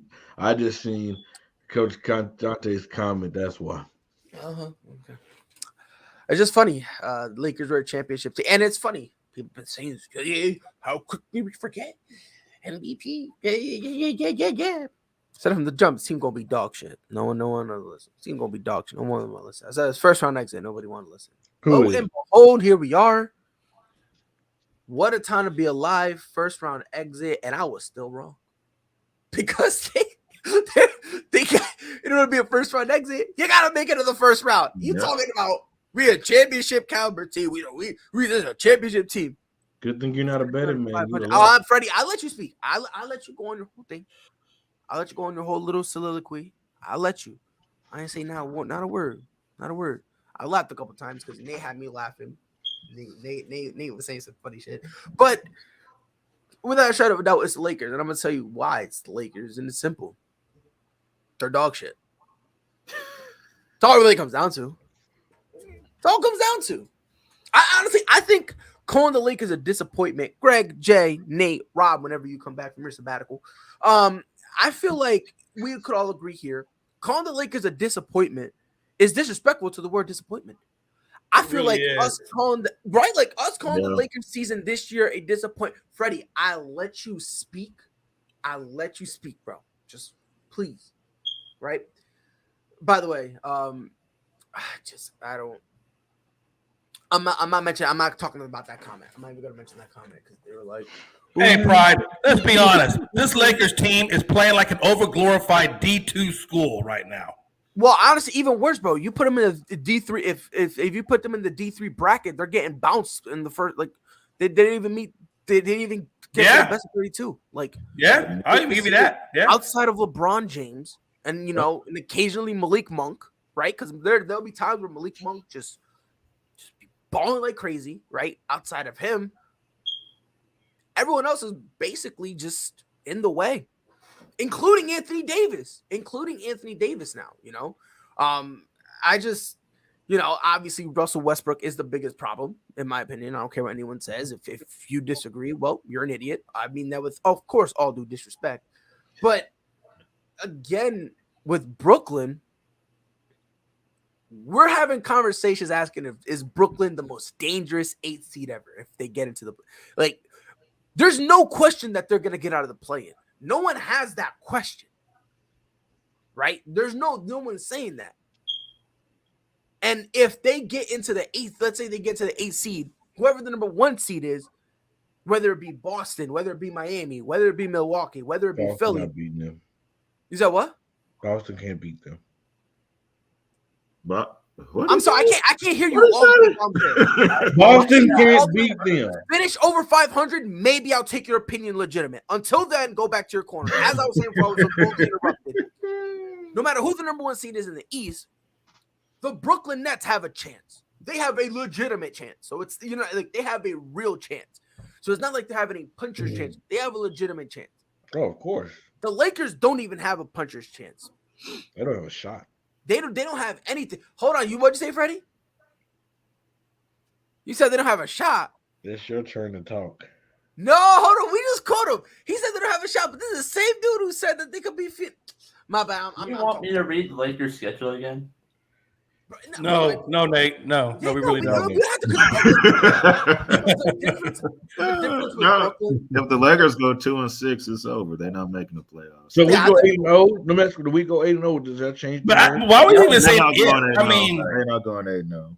I mean, hold on. If you're talking about for like the actual play-in, no, they go 8-0 these next 8 games, and they just look phenomenal. Are we going to change our mindsets? No, because they're still a dog shit team. 8 games, but congratulations, you won 8 games in a row. It's an 82-game season. But we don't judge them how they look in August. We judge them how they look in April. Fine. You want to say all that stuff? Fine, whatever. You don't want to. Y'all are not the 2020 Phoenix Suns. I'm sorry. Yeah, I was about to say it doesn't even matter how. It doesn't even matter how you look at it. It doesn't even matter. I agree, Damien. Nobody's scared of the Celtics. Okay, yeah, and you're saying the same thing. Again, that's fine. You're saying nobody's scared of us. Who's your team again? Okay, then get healthy. Maybe I'll take your comment legitimate. Until then, go to your corner. Freddie, you're talking about no one takes us seriously. That's fine. People take us as neutral. Whatever. You guys are worse than a joke. If we were worse than a joke, Rod, we wouldn't have won a championship a year ago. Come on, Freddie. Come on. Gotta be quicker than that. Come on with it, brother. Come on. I like that. Hey, you know what? Let me say this about the Lakers. I find it fascinating. Jay, hold on. Before you say that, I like your hat. Now you can go. Hey, I find it fascinating that we've talked literally, and this shows you how good the Lakers have been in the past, that we actually spent 15 minutes talking about a team that's damn near out of the play-in, and yet we actually give them this much credit. Like it actually blows my damn mind that a team that had so much in the past that we actually spent 15 minutes talking about them as if they actually fucking matter. Well, they don't, but I do it because I like bothering Freddie. I know. I just can't get back this 10 minutes of my life. That's all I'm saying. And I'm getting older, Pride. I'm not young like you are. I mean, every minute of my life counts. Okay. Here's the thing: you're complaining about the 10 minutes. All season, you're a Houston Rockets fan. How are you gonna get all that time back? Right? Imagine being the first team being eliminated. I can't, and that's something I have to live with. But I'm not gonna talk about it and dwell on it either. Hey Jay, what are you doing at 3 p.m. Central today? I'm probably going to be contemplating the meaning of my life, honestly. I don't have any plans. If you're free or if any of you are out there want to come on Freddie Facts, I'm looking for one person today. One more person. Oh, come on, Freddie Facts. I don't care. I'll send you the time. I love to be tormented by Laker conversation. It's not just Laker conversation. I think I only got one Laker comment. Jay, I need you to go there, please, because Freddie's trying to allow casuals on that show. And like, me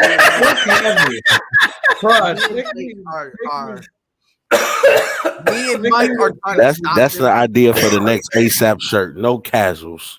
Oh, damn. Hold on, time out. Because here, you're talking about staying healthy, blah, crap, but at least we have a good excuse.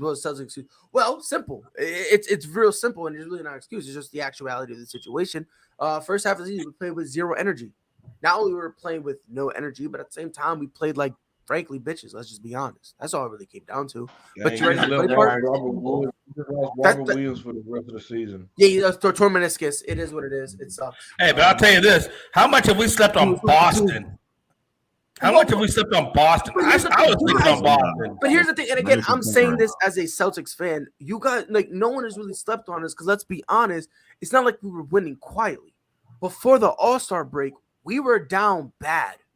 Yeah. We were horrible. Horrible.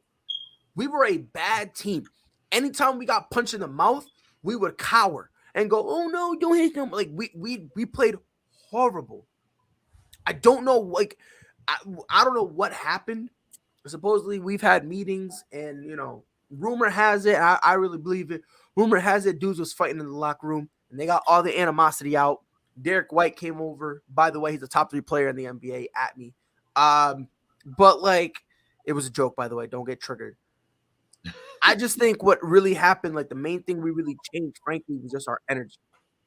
Now we get punched in the mouth, we just laugh about it and we punch back. Like, I think that's really what was like the main change, that we kind of changed our mentality. Because again, first half of the season, dude, we would roll over every single time, and it would, and then every time we would lose one game, it would end up going into the next. If we played like 3 games in a row and we would lose the first one, it was it. We were losing all 3. They would take 3 days off, and then if we won one, great, we'd go on a 2-game win streak to lose 4 in a row. And Rob, can you answer this question?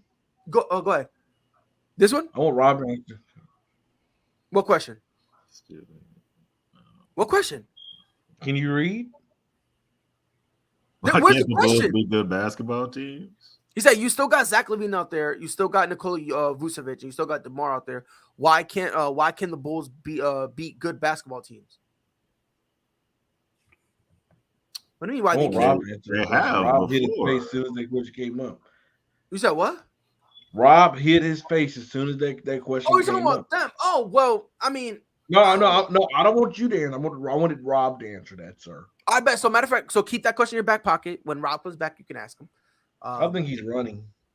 Probably could be. He's afraid I'm about to go Will Smith on him. I mean, I'm not even gonna say nothing because last time I said something, I got yelled at. Now with the Lakers, I will say this: if there was somebody else, the leader there, his middle name is Jeffrey.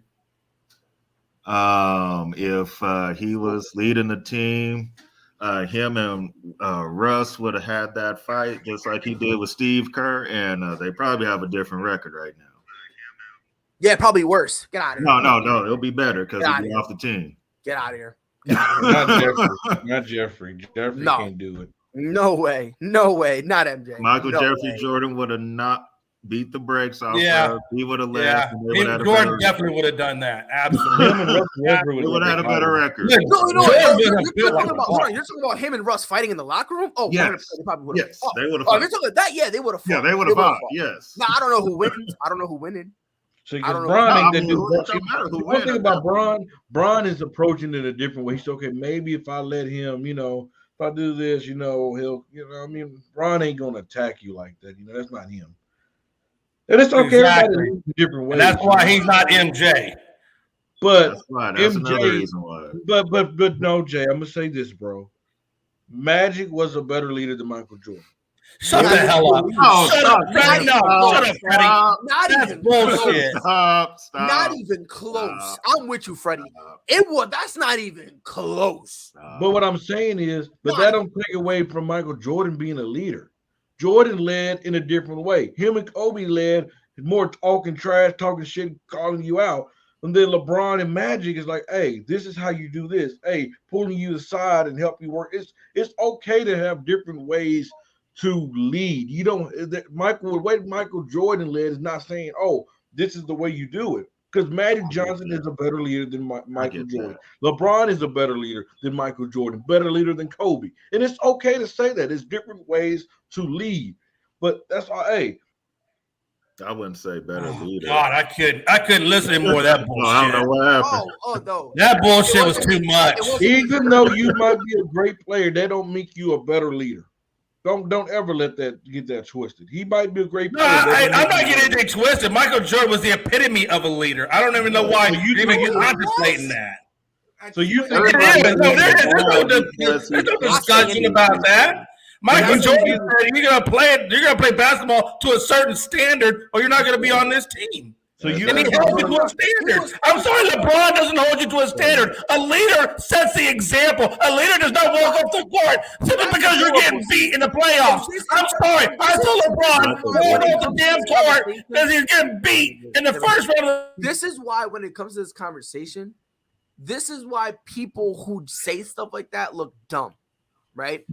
Because supposedly, how do you figure? How does that make you look dumb? Because he's walking off the court? Right now. I'm explaining to you right now. You can't ask me a question and then keep going. I'm explaining it right now. I'm explaining. You can't sit there and call him, oh, yeah, LeBron trains everybody because they don't play up to the standard. So that means he holds them to a standard. No, LeBron absolutely does not hold you to a standard. There's no way LeBron holds you to a standard. I'm not seeing that once. Explain how. Explain how he does it. Because I will tell you, first of all, you have to understand what is LeBron's standard. If your standard of winning, if your standard of leadership is to walk out on your team and walk to the court and walk to your dressing room because you don't want to sit there and see your team lose, that's your definition of a leader, then you obviously have a definition that I do. Everybody do that. No, I'm serious. Listen, I have served under great leaders. Hold on. Let me finish. That is just so lazy. That is pure laziness. Larry Bird took the entire bench with him. And then Isaiah Thomas did the same thing. We've seen MJ leave off the bench and just go away. I've never seen MJ do that. I've never seen that. Every player in the history of the NBA has done it. You're getting blown out, and the coach is telling you you're not going back in. If the coach is telling you would have a point if you see Frank Vogel saying, Bron, get in there, and he's walking off. If that's the case, you got me. Frank Vogel's telling him to go in. The game is within reach, and he's walking off. That's one thing. You're losing by 30 with 5 minutes left. But you know what? You still stay out there to support your teammates. You still stay out there and you do what's right by your team. Smoking. I'm sorry. You do, man. Yeah. Listen, hold on. Pride.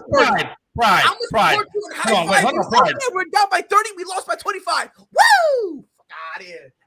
I'll tell you, man. Listen, Pride. I'm telling you now. I've served under great leaders, and I know what great leadership looks like, and I'm not seeing that from LeBron. Straight up. So great leadership. Leadership in the hold on. Leadership in the military. No. A leader doesn't matter. A leader is a leader. I'm just saying a leader is still a leader. Qualities are still qualities. It does matter. Because again, punching if it's in the military, is leadership. Shot, yeah, the leader's gonna go and drag them, of course, right? But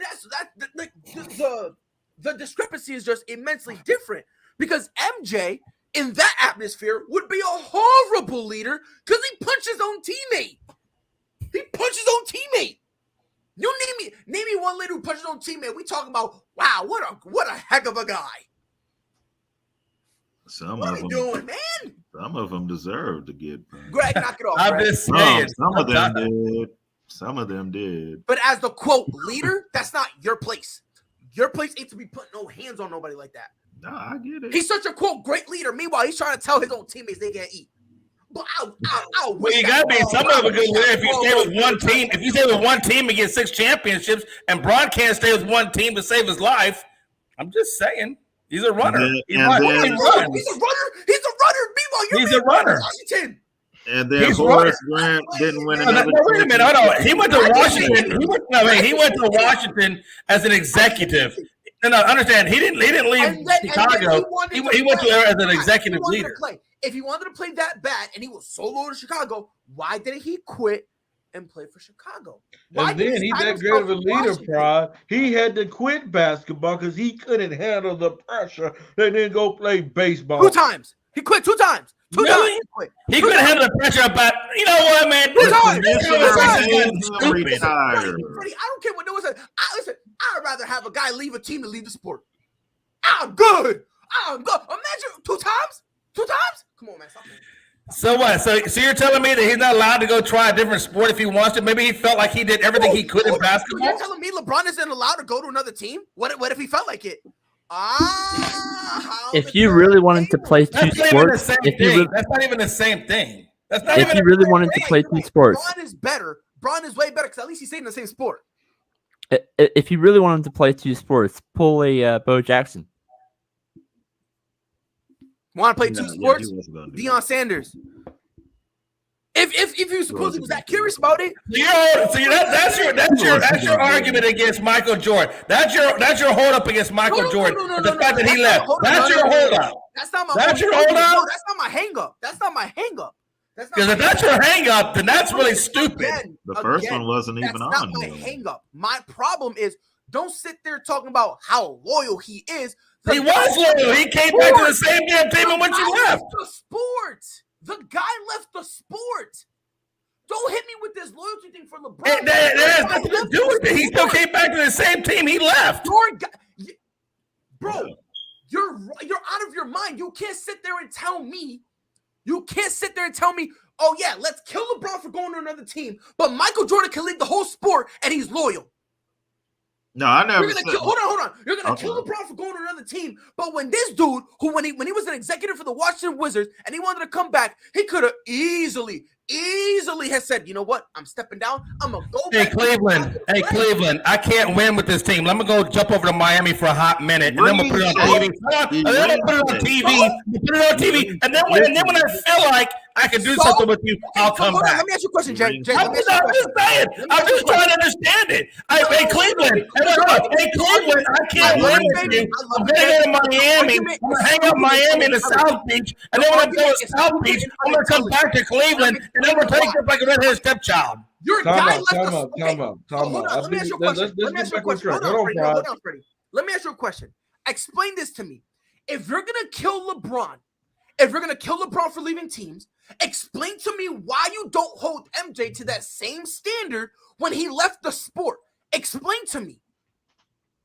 Thank you for coming to my TED Talk, because all of a sudden... No, you didn't give me a chance. Hey, if I'm at the TED Talk, let me speak at the TED Talk, because I got a lot to say at the TED Talk. Hey, mom, why did Dad leave you for his mistress? Oh, don't worry, son. He's going to hang out there for a little bit, and then he's going to come back, and we're going to be a family again. Oh, but wait a minute. And now he left. He went to another mistress. Get to the point. Well, I'm just trying to tell you. LeBron's got a lot of different girlfriends, and he just hangs out with them. Listen, everybody, hold on.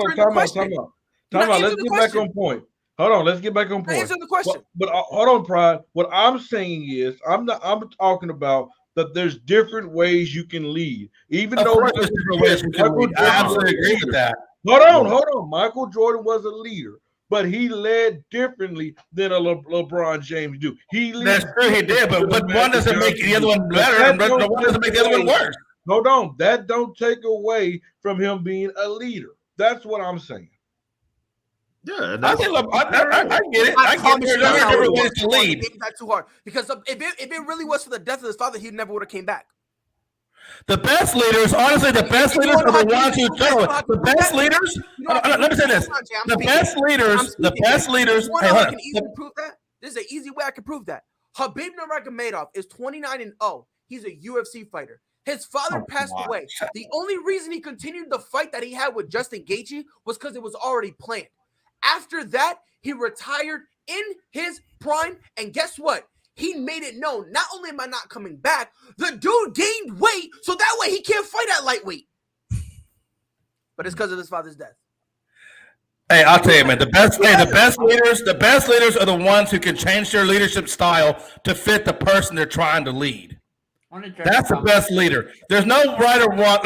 To Freddie's point of view, there's no right or wrong leader.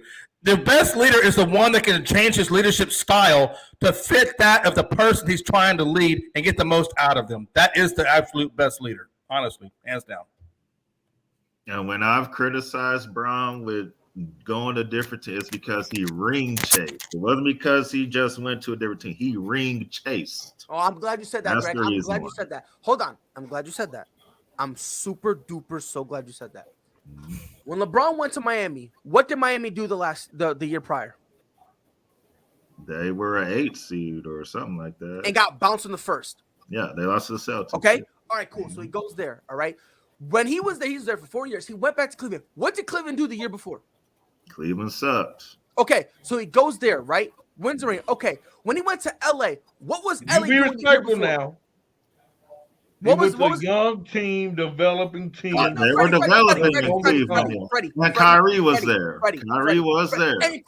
And Kyrie was so great that as the best player on the team, they were still a lottery team. Do better. Okay, he goes to Cleveland, they get a chip. Then Lakers. What were the Lakers doing before LeBron got a young, promising development? I'm just muting because at this point, Freddie just can't have a central conversation. They had a young team. Right. Okay, Greg, you're about to get muted too. Where's Greg? Where's Greg? Because I'm not doing it. Nate, what were the Lakers doing prior to that? Don't hit me with this garbage about they were a young team. They were bad. They were bad. Like the Houston Rockets right now are bad. They're bad. You're developing, that's fine, but you're still bad. Pistons for the last 2 years, they're bad. That's all it comes down to. You're bad, right?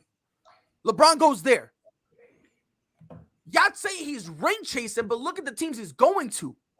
You're acting like he pulled the KD and he's going to the 73-9 Golden State Warriors. You're acting like in Cleveland after he was getting mopped, he went to the Boston Celtics, the team that basically. Well, let's be honest. It's not like LeBron was going to teams that were horrible. He was ring chasing. He went to teams that had the best chance. Was horrible.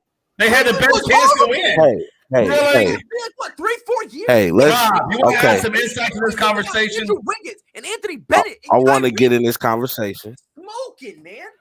I want to get in this conversation because you know. Oh, by the way, I love you, Pride. I know you're pissed off right now, but I do love you. And honest, and Rob, this isn't even I think Michael Jordan is the GOAT. Listen, this isn't even a GOAT conversation. This isn't a GOAT conversation at all. I'm just saying, y'all kill LeBron. Y'all murder him for going to different teams. MJ left the sport, and y'all praise and worship him. I would rather you leave the sport than go to a different team. No, I'd rather you go to a different sport than a different team. Kyrie Irving for 2 week sabbaticals. My guy took a 2-year sabbatical, and y'all worshiping the floor he walks on? Y'all gotta stop the LeBron slander. Y'all know how I love MJ, but think about the impact that LeBron has on these teams. Look at how they are when they leave. I don't deny that he's a great player. That would be a different conversation when you talk about Brock Lesnar, because WWE does not. But even going to a team, because you guys got to remember, I know he had Chris Brown, Dwayne Wade, and Chris Bosh, and then you guys want to talk about he had Kyrie and Kevin Love. Had LeBron not been there, and it was just those two players, they wouldn't have won the championship. Let's just keep it real. He makes every team he goes to a championship. Well, he's a great player. Nobody said doubt him for being a great player. He's a great player. Nobody said doubt that. Because even going to Miami, they lost to Dallas.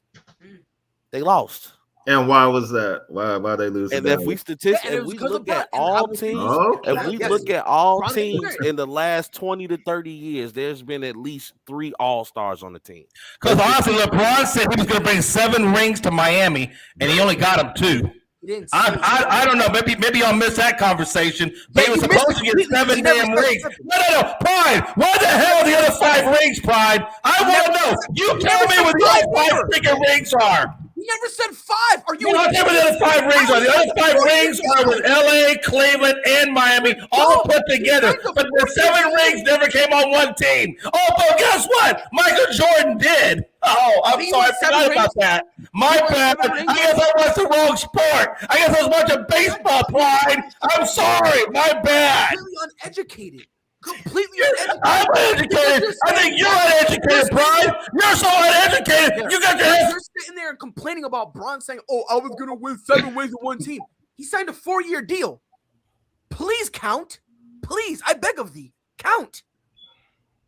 Now he did say at the rally, he did do the not 5, not 6, not 7 thing at the rally. That was your guy. That was your guy. You're mistaken. Your guy, Tyreek Hill, who just hit y'all with the do sign. Look, I got y'all, and I get you. I get you that they were a little excited and was speaking out of place.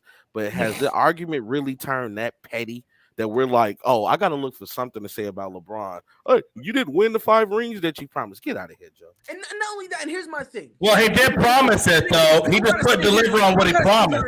And Rob, here's my thing. And because Rob, we've been back and forth for. If you don't want to say Bron is a GOAT, fine, whatever. I'll debate you, whatever. But when you tell me the reason he's not the GOAT is because he played on different teams, your opinion means your opinion means nothing to me. It really doesn't. Good. I don't need it to mean anything to you. I think LeBron is a generational player. I'll tell you that. I think LeBron is a generational player, but I don't think the same people who try to kill Bron for that are the same ones who worship MJ. Yeah, MJ quit the sport for 2 years, came back and won a ring. Oh my God, how amazing. Like, Rob, think about it. We killed Kyrie for taking a 2-week sabbatical. MJ took a 2-year sabbatical. Let that sink in. My thing. So that's just my thing, bro. Again, if you don't want to call Bron the GOAT, fine. Oh, what happened?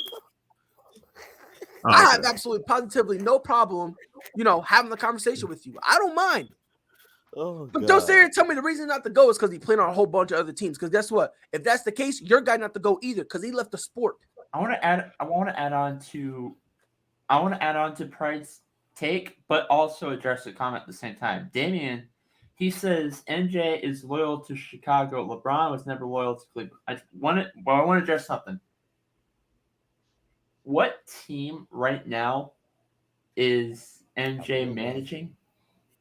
He owns the Charlotte. He owns Charlotte. Do better. If you want to talk loyalty, now I get it. He was not. That don't make no damn sense, mate. For us, but look at John Elway. Oh, real quick. You don't watch basketball, so I don't care. It's all about because the same people who say that are the same dudes who were like, "Oh yeah, MJ's so much of a tough guy." Meanwhile, he's crying like a toddler because Scottie Pippen told him to shut up one time. Come on, stop playing, bro. Magic put a triple double. He's on the bench, crying like he's Joel Embiid. Phil Tom, shut up, stop being a crybaby. Scotty, go guard him. And he's 6-1-5. Bro, stop it, y'all be putting MJ on this mythical pedestal, and y'all make up stories. Y'all make up stories to try to make him seem like he was larger than life. No, okay. The dude was like 6'5". Relax, all right? He's the same height as J.R. Smith. No, he was 6'6". He was 6'6". My bad. He was 6'6", though. I accidentally took an inch off. Egads. That's right, damn it. Give me my inch. Give me my inch. Y'all bugging, bro. Y'all bugging. Oh, wow. Freddie, I just asked for consistency. John Elway was a player. Facts, John. He was. What are you talking about? Yeah, he came back to the Broncos. Yeah. What are you talking about, bro? But that's my point, though. And by the way, MJ cried every time he would miss a shot. You would contest, he would miss it. What would he do? Go to the refs. Oh, he fouled me. Stop it. Now LeBron. The reason why Nate's point doesn't make sense is because Chicago was never going to give MJ a general manager spot, nor was he ever going to be able to be the owner of the Chicago Bulls. That's why his argument makes no sense. But we didn't went far left on this topic. We was talking about leaderships and how this is even too big for LeBron's shoulders to carry this Laker team. That's what we was talking about. Y'all done went left, right, up, down, side to side, curveball, gutter ball, whatever you want to call it. Everything just went left. That's the way always LeBron MJ conversations go. Are you done? Are you done? Cool. Yeah, you Freddie, are you done? Not yet. I might pick it back up in a few minutes. Oh, in a few minutes? All right, cool. Yeah. So I have a few minutes. So as I was saying, before I was so rudely interrupted, to sit there and say that LeBron Where are you there? Oh, I said as I was saying before I was so rudely interrupted because you had You were interrupted, rudely interrupted? Yes, you were. I was extremely rudely interrupted. I'm sorry that you got sensitive. Okay. I will not Will Smith slap you again. I'm sorry. We weren't having that discussion. He got smoked by Detroit because they were playing football and basketball back then. So see, and again, it's excuses. It's excuses. LeBron would have cried way worse than MJ. Let's not. LeBron would have just dunked on somebody. What are you talking about? Not. LeBron would have been like, "Hey, yo, here, boom, teabag him on the rim." The way you be crying about fouls, they hitting me. Oh, that's what he would have did back then. Is this the same MJ who was crying because he couldn't guard somebody? Okay. I'm just saying MJ never flopped. Hey, MJ never flopped. I'm just going to say that. He never flopped. No, he did not. He did not. I don't know what basketball are you watching. I never seen MJ flop. Not one damn time. Not one time. Give me an example, Price. Tell me again where you saw MJ flop. Because they make things up. They make things up. Act like, oh yeah, he never flopped. That's Okay, tell me a game where you saw him flop then, Pride. Pride, all knowing. Tell me when he flopped. You tell me a game where he flopped in. He was flopping. Oh my God. They turned his back. I never saw it. I never saw him flop. And MJ's like, oh my God. He's like, ref, he hurt me. Hold on. Greg, did you ever see MJ flop? No, I haven't. I didn't. Oh, yeah, I'm pretty sure Pride wasn't there during that generational time. So you tell me, because Pride seems to think he knows every damn thing in the world. It's one or the other. Either A, they've never watched the game, or B, they're lying. Y'all can pick whichever one y'all want. I personally think that Pride has not seen every damn game. Personally, I haven't seen every single game. I don't think you have, Pride. I think you maybe see a third of it. I've seen him enough to see him flop. Really? Tell me a time. Tell me one. Because right now, me and Greg are telling you you're lying. Well, once we get done, I'm going to get on YouTube and type in MJ flops, and I'm going to see how many videos come up. Because I want to see them. Me too. Shit. I want to see them. Can we get that right now? Can we get that right now? Because I want to see them. I want to see these. Share it in the group chat. Yeah, I want. Yes. Somebody, if y'all got it, post that because I want to see them. No, I can't make a statement on the MJ flopping thing because I wasn't alive when he was playing for Chicago. So I was when he was playing for the Wizards. Down he goes. Oh my God, down he goes.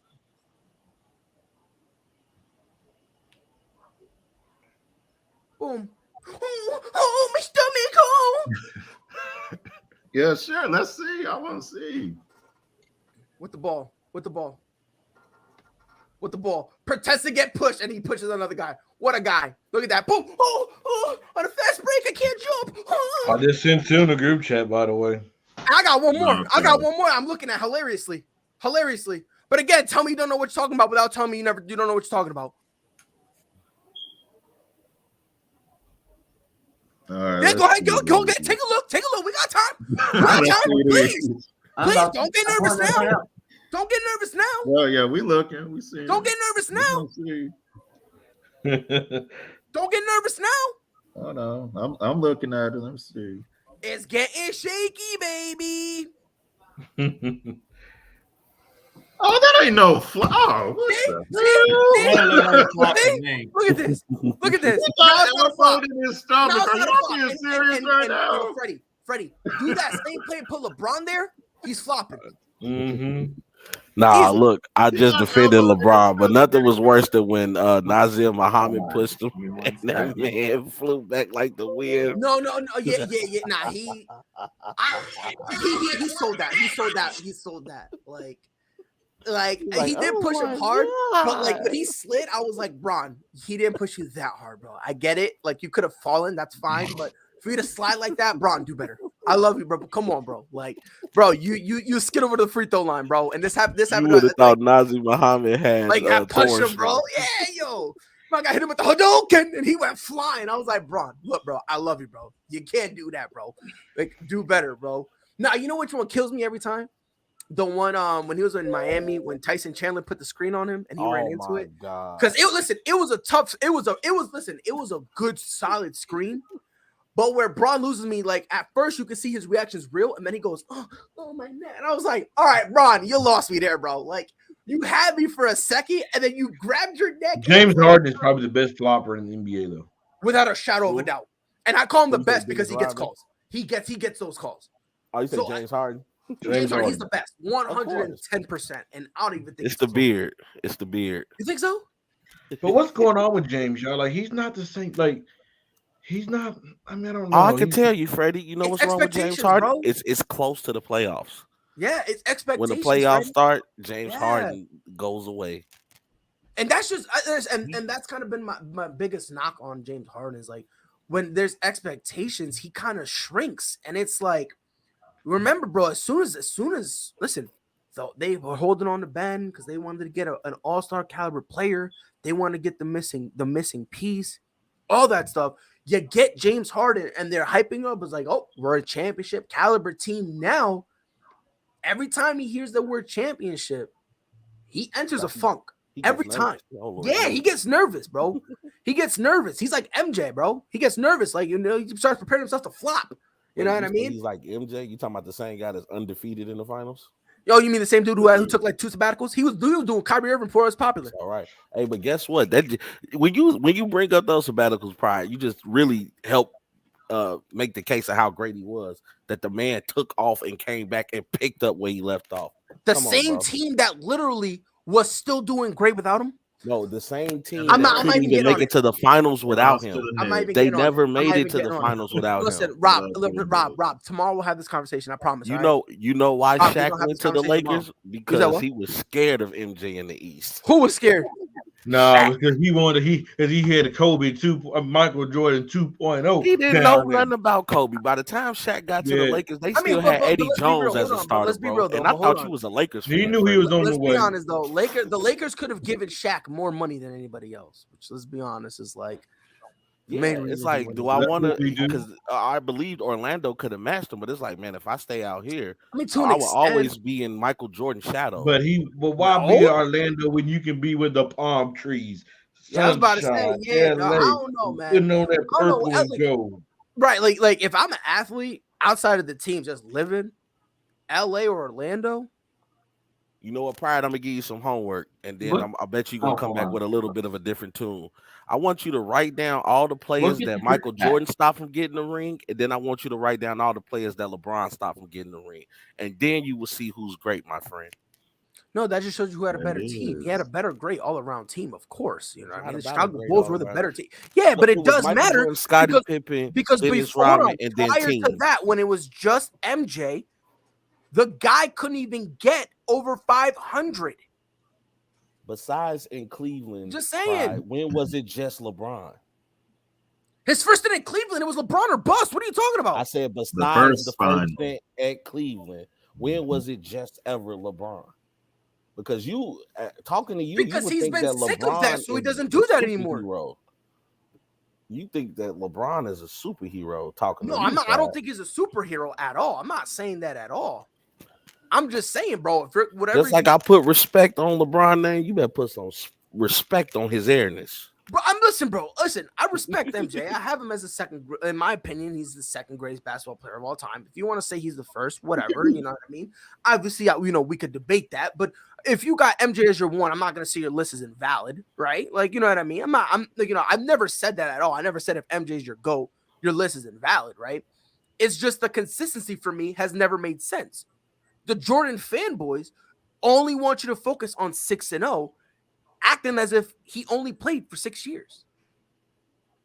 You see what I'm saying? So it's like, can't wait to if you can kill LeBron, virtual handshake.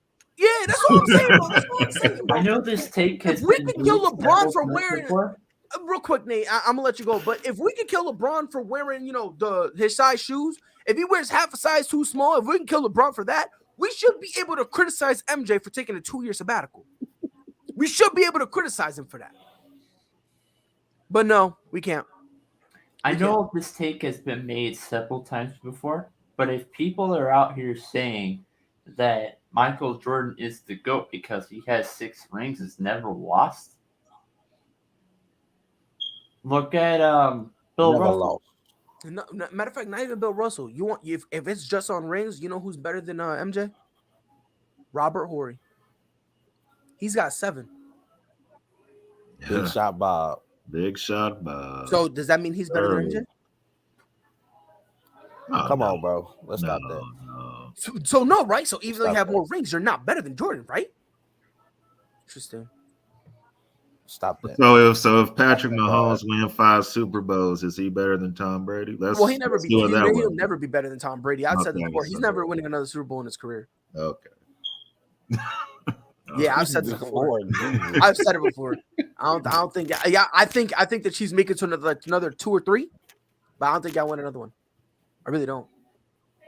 And Greg gonna be mad because with each passing year, something's gonna happen. Each passing year, he's gonna be like, "I hate Pride." I'm just gonna be. Like, that's fine. Now you notice that Bron's flop videos are longer than the MJ one, right? Because his are like 4 or 5 minutes long.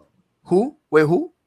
LeBron's flop tapes are longer than MJ's. That was just because it's easier to find them. It's easier to find them. And I'm that not saying. I'm not saying last one was LeBron a doesn't flop. flop. Really. I'm not saying LeBron doesn't flop. He does. I don't want anyone, misconstruing what I'm saying. I'm just saying, stop pretending like MJ was perfect. That's the only thing I've been asking Jordan fans to do. Stop pretending like he's perfect.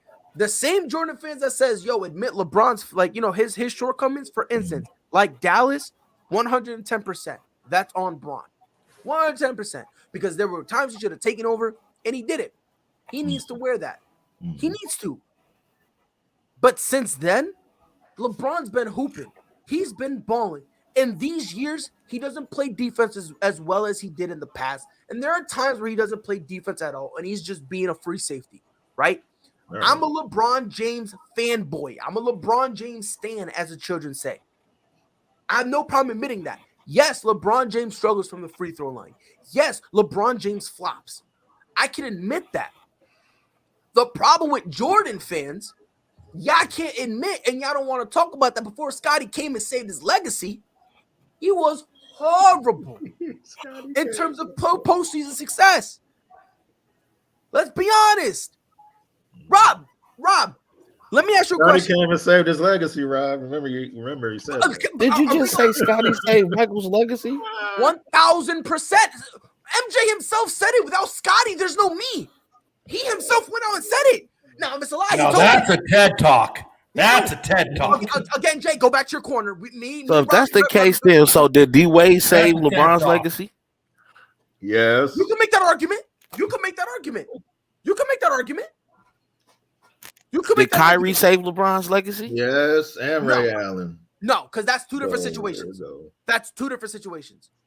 Way too, because D Wade basically went to LeBron and said, "This is what you need to do. You need to stop being a bitch." Ray Allen and Kyrie, Ray Allen was just one shot. D Wade was like, "Bro, you need to get it together now." Like D Wade LeBron has had more sidekicks than Batman. Oh, but that was your punchline? Yeah, you don't have more sidekicks. And the funny part, Greg, you thought you ate. That's the funny part. Because guess what? At me, bro. Hold on. Notice how you said sidekicks. There was always plenty of Robins, only one Batman. And unfortunately for you, you just admitted that LeBron is Batman. So have fun. Goodbye. Au revoir. A biento. Adios. Goodbye, Robert. No, Brown has never been Batman. You really thought you ate. Rob. Unfortunately for you, you at the wrong table. Robert. You at the wrong table. Robert. This is all I'm saying. This is all I'm asking. This is all I've been asking. If you asked a lot though, Pride. Holy crap. You can criticize him.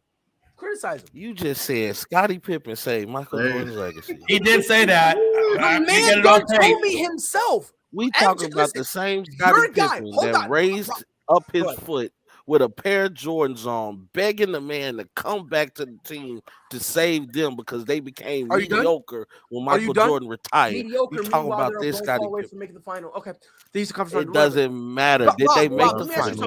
Let me ask you something. Why would MJ himself say that?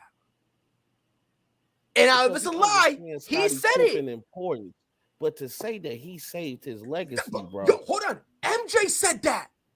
Now, if it's a lie, he was the one who done told it. Scottie Pippen was playing even when they were still losing to the bad boy Pistons. Rob, Michael Jordan made him. Explain to me something. Why would MJ himself say that, Rob? That's all I'm saying, bro. But you're not addressing the elephant in the room. Why would MJ himself say that?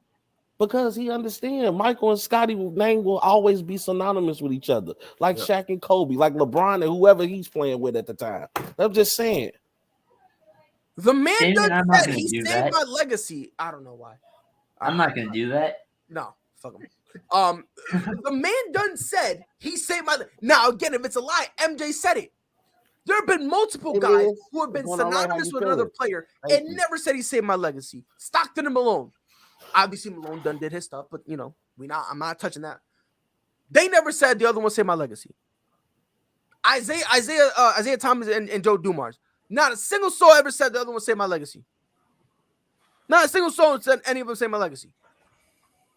So again, So I'm just saying. Same way I defended LeBron that when he said we're not going to win just one, not two, not three. We're really going to take the argument that petty about something somebody said. Let's talk about what really happened. Okay? Without Michael Jordan, the Chicago Bulls are nothing. Nothing, Pride. And you knew that. You know that. So let's not act like Scottie Pippen was this savior that saved Michael Jordan. Calm down, bro. Thank you for coming to my TED Talk. No. Thank you. Somebody probably other than me is saying that, and I appreciate that. You're not saying nothing, Jay. You're not saying nothing. You're just lying and lying and lying. And now when we finally got the evidence, you've been quiet for like what? No, it's not that. I'm actually handling some business right now. Don't take my quietness from that. No, Brian, don't take my quietness from that. It just broke. Your vocal box just all of a sudden was shot, right? Now, Rob, again, you're getting the question I'm asking you. Why would he himself say that? I don't know. You know, when did he say this? Pride, I want to know because I tried Googling it and I couldn't find where he said it. How many drinks did Mike have that day? Oh well, he probably was drunk. Let's be honest. He was. You know, his playing days, he likes to partake in. You gotta say something nice about Scotty because Scotty threw away his contract by trying to put 9 years. But you can say true story though. Hey, Charles Barkley told my friend Joe Stevens, who played for the Rockets, that he took Michael Jordan out partying all night, got him drunk, got him everything. And Michael Jordan still came up and put a 40-piece on him after being drunk and drinking all night. And I'm just saying, MJ, you can't look. MJ was the man. I don't give a damn what you say, Pride. MJ was the man. That man could do things that was unbelievable. And his attributes are more than what goes into those stats. You guys say he did, he never really did. That's why it's unbelievable. You know what's unbelievable is if he had not retired and he had just played his entire career to 37, how many points would MJ have over Kareem? How many points would he have had? I don't know. And I know you don't know. You don't know because he didn't play that. But don't act like LeBron is all that. I'm not going to reward you for what could have been. I could have been a millionaire. You don't see me just balling out and buying a Lambo right now. No, it don't matter what could have been. Could have. I would love to see you in a Lambo, though. I think yellow would be your color. He should have played. Maybe orange. Maybe red. I think red would be a good color for you. He should have played. I don't know because when people say, "Oh yeah, if he didn't take 2 years off, he would have scored more points and won a ring." It's the truth, though. It's the truth. No, it's not because you're right. I'm sorry. The laws of probability don't exist. I'm sorry. My bad. No. Because every time we've seen a dynasty, what happens during a dynasty? If you keep making the finals back to back like that, what happens? Either it just naturally breaks up or injuries occur. Naturally breaks up, go see Miami Heat. For injuries, go look at Golden State.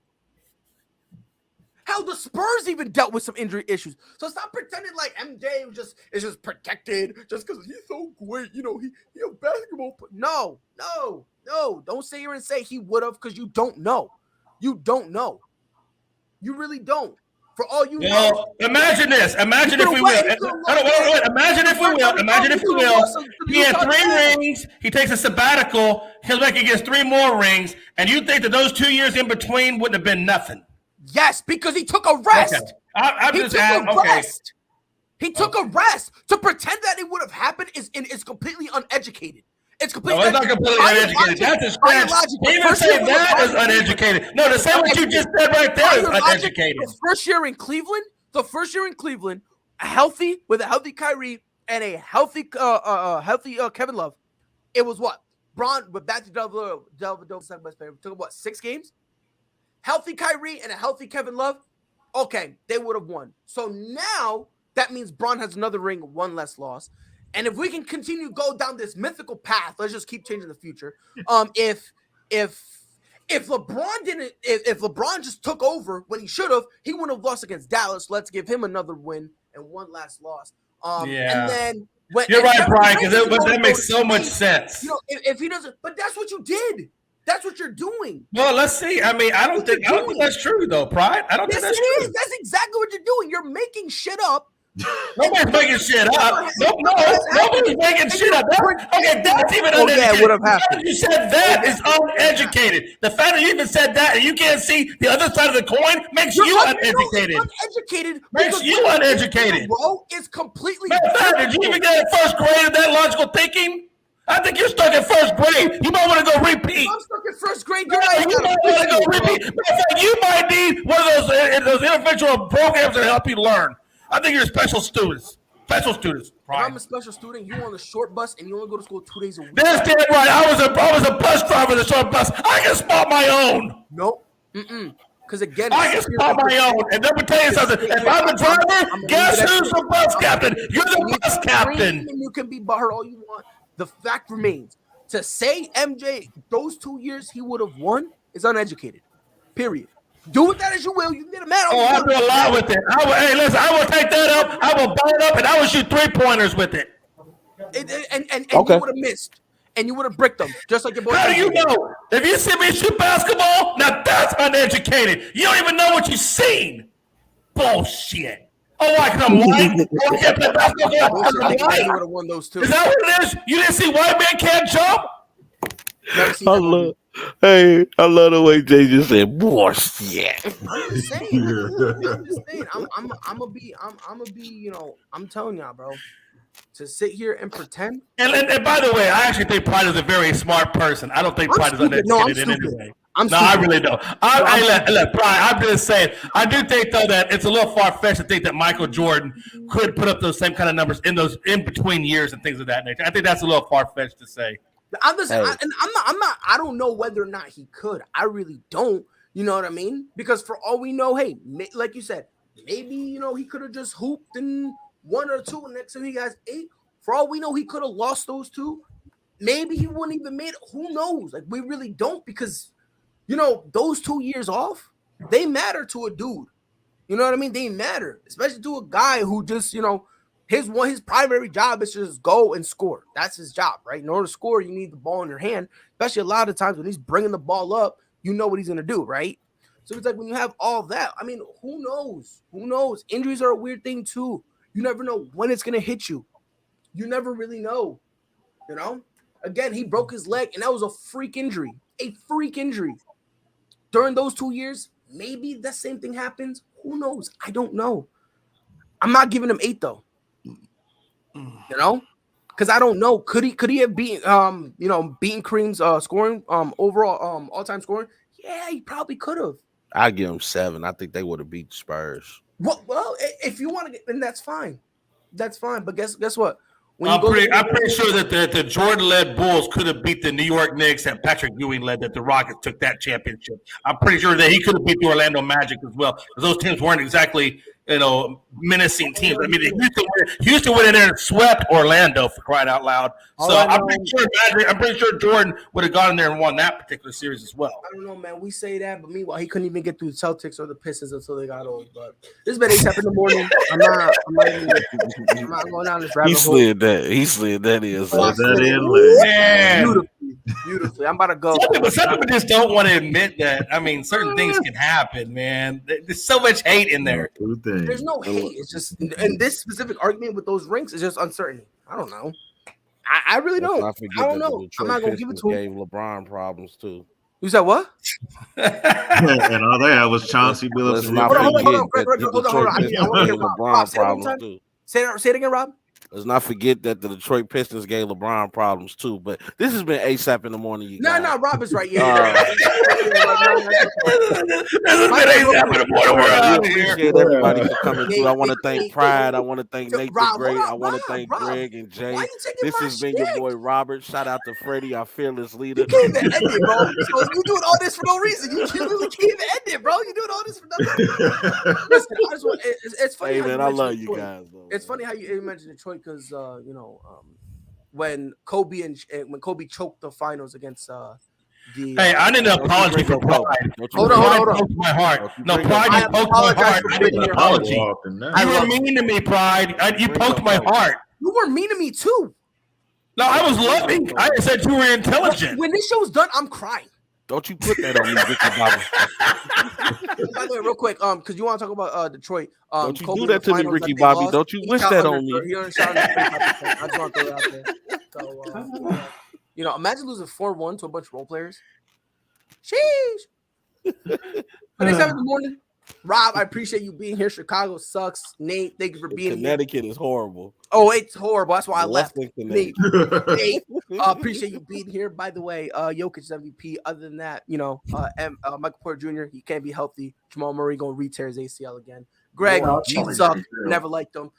Jay, you're a Cowboys fan. Boom, roasted. Freddie, you're a Lakers fan. Again, boom, roasted. It's your boy Pride, the ugliest motherfucker on the internet.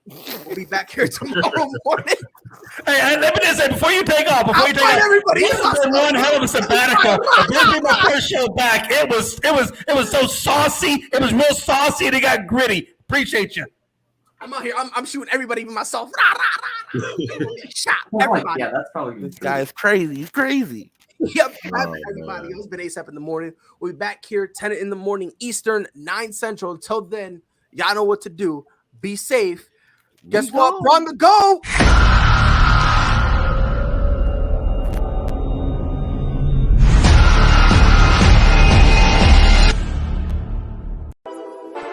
Whole sports all plays.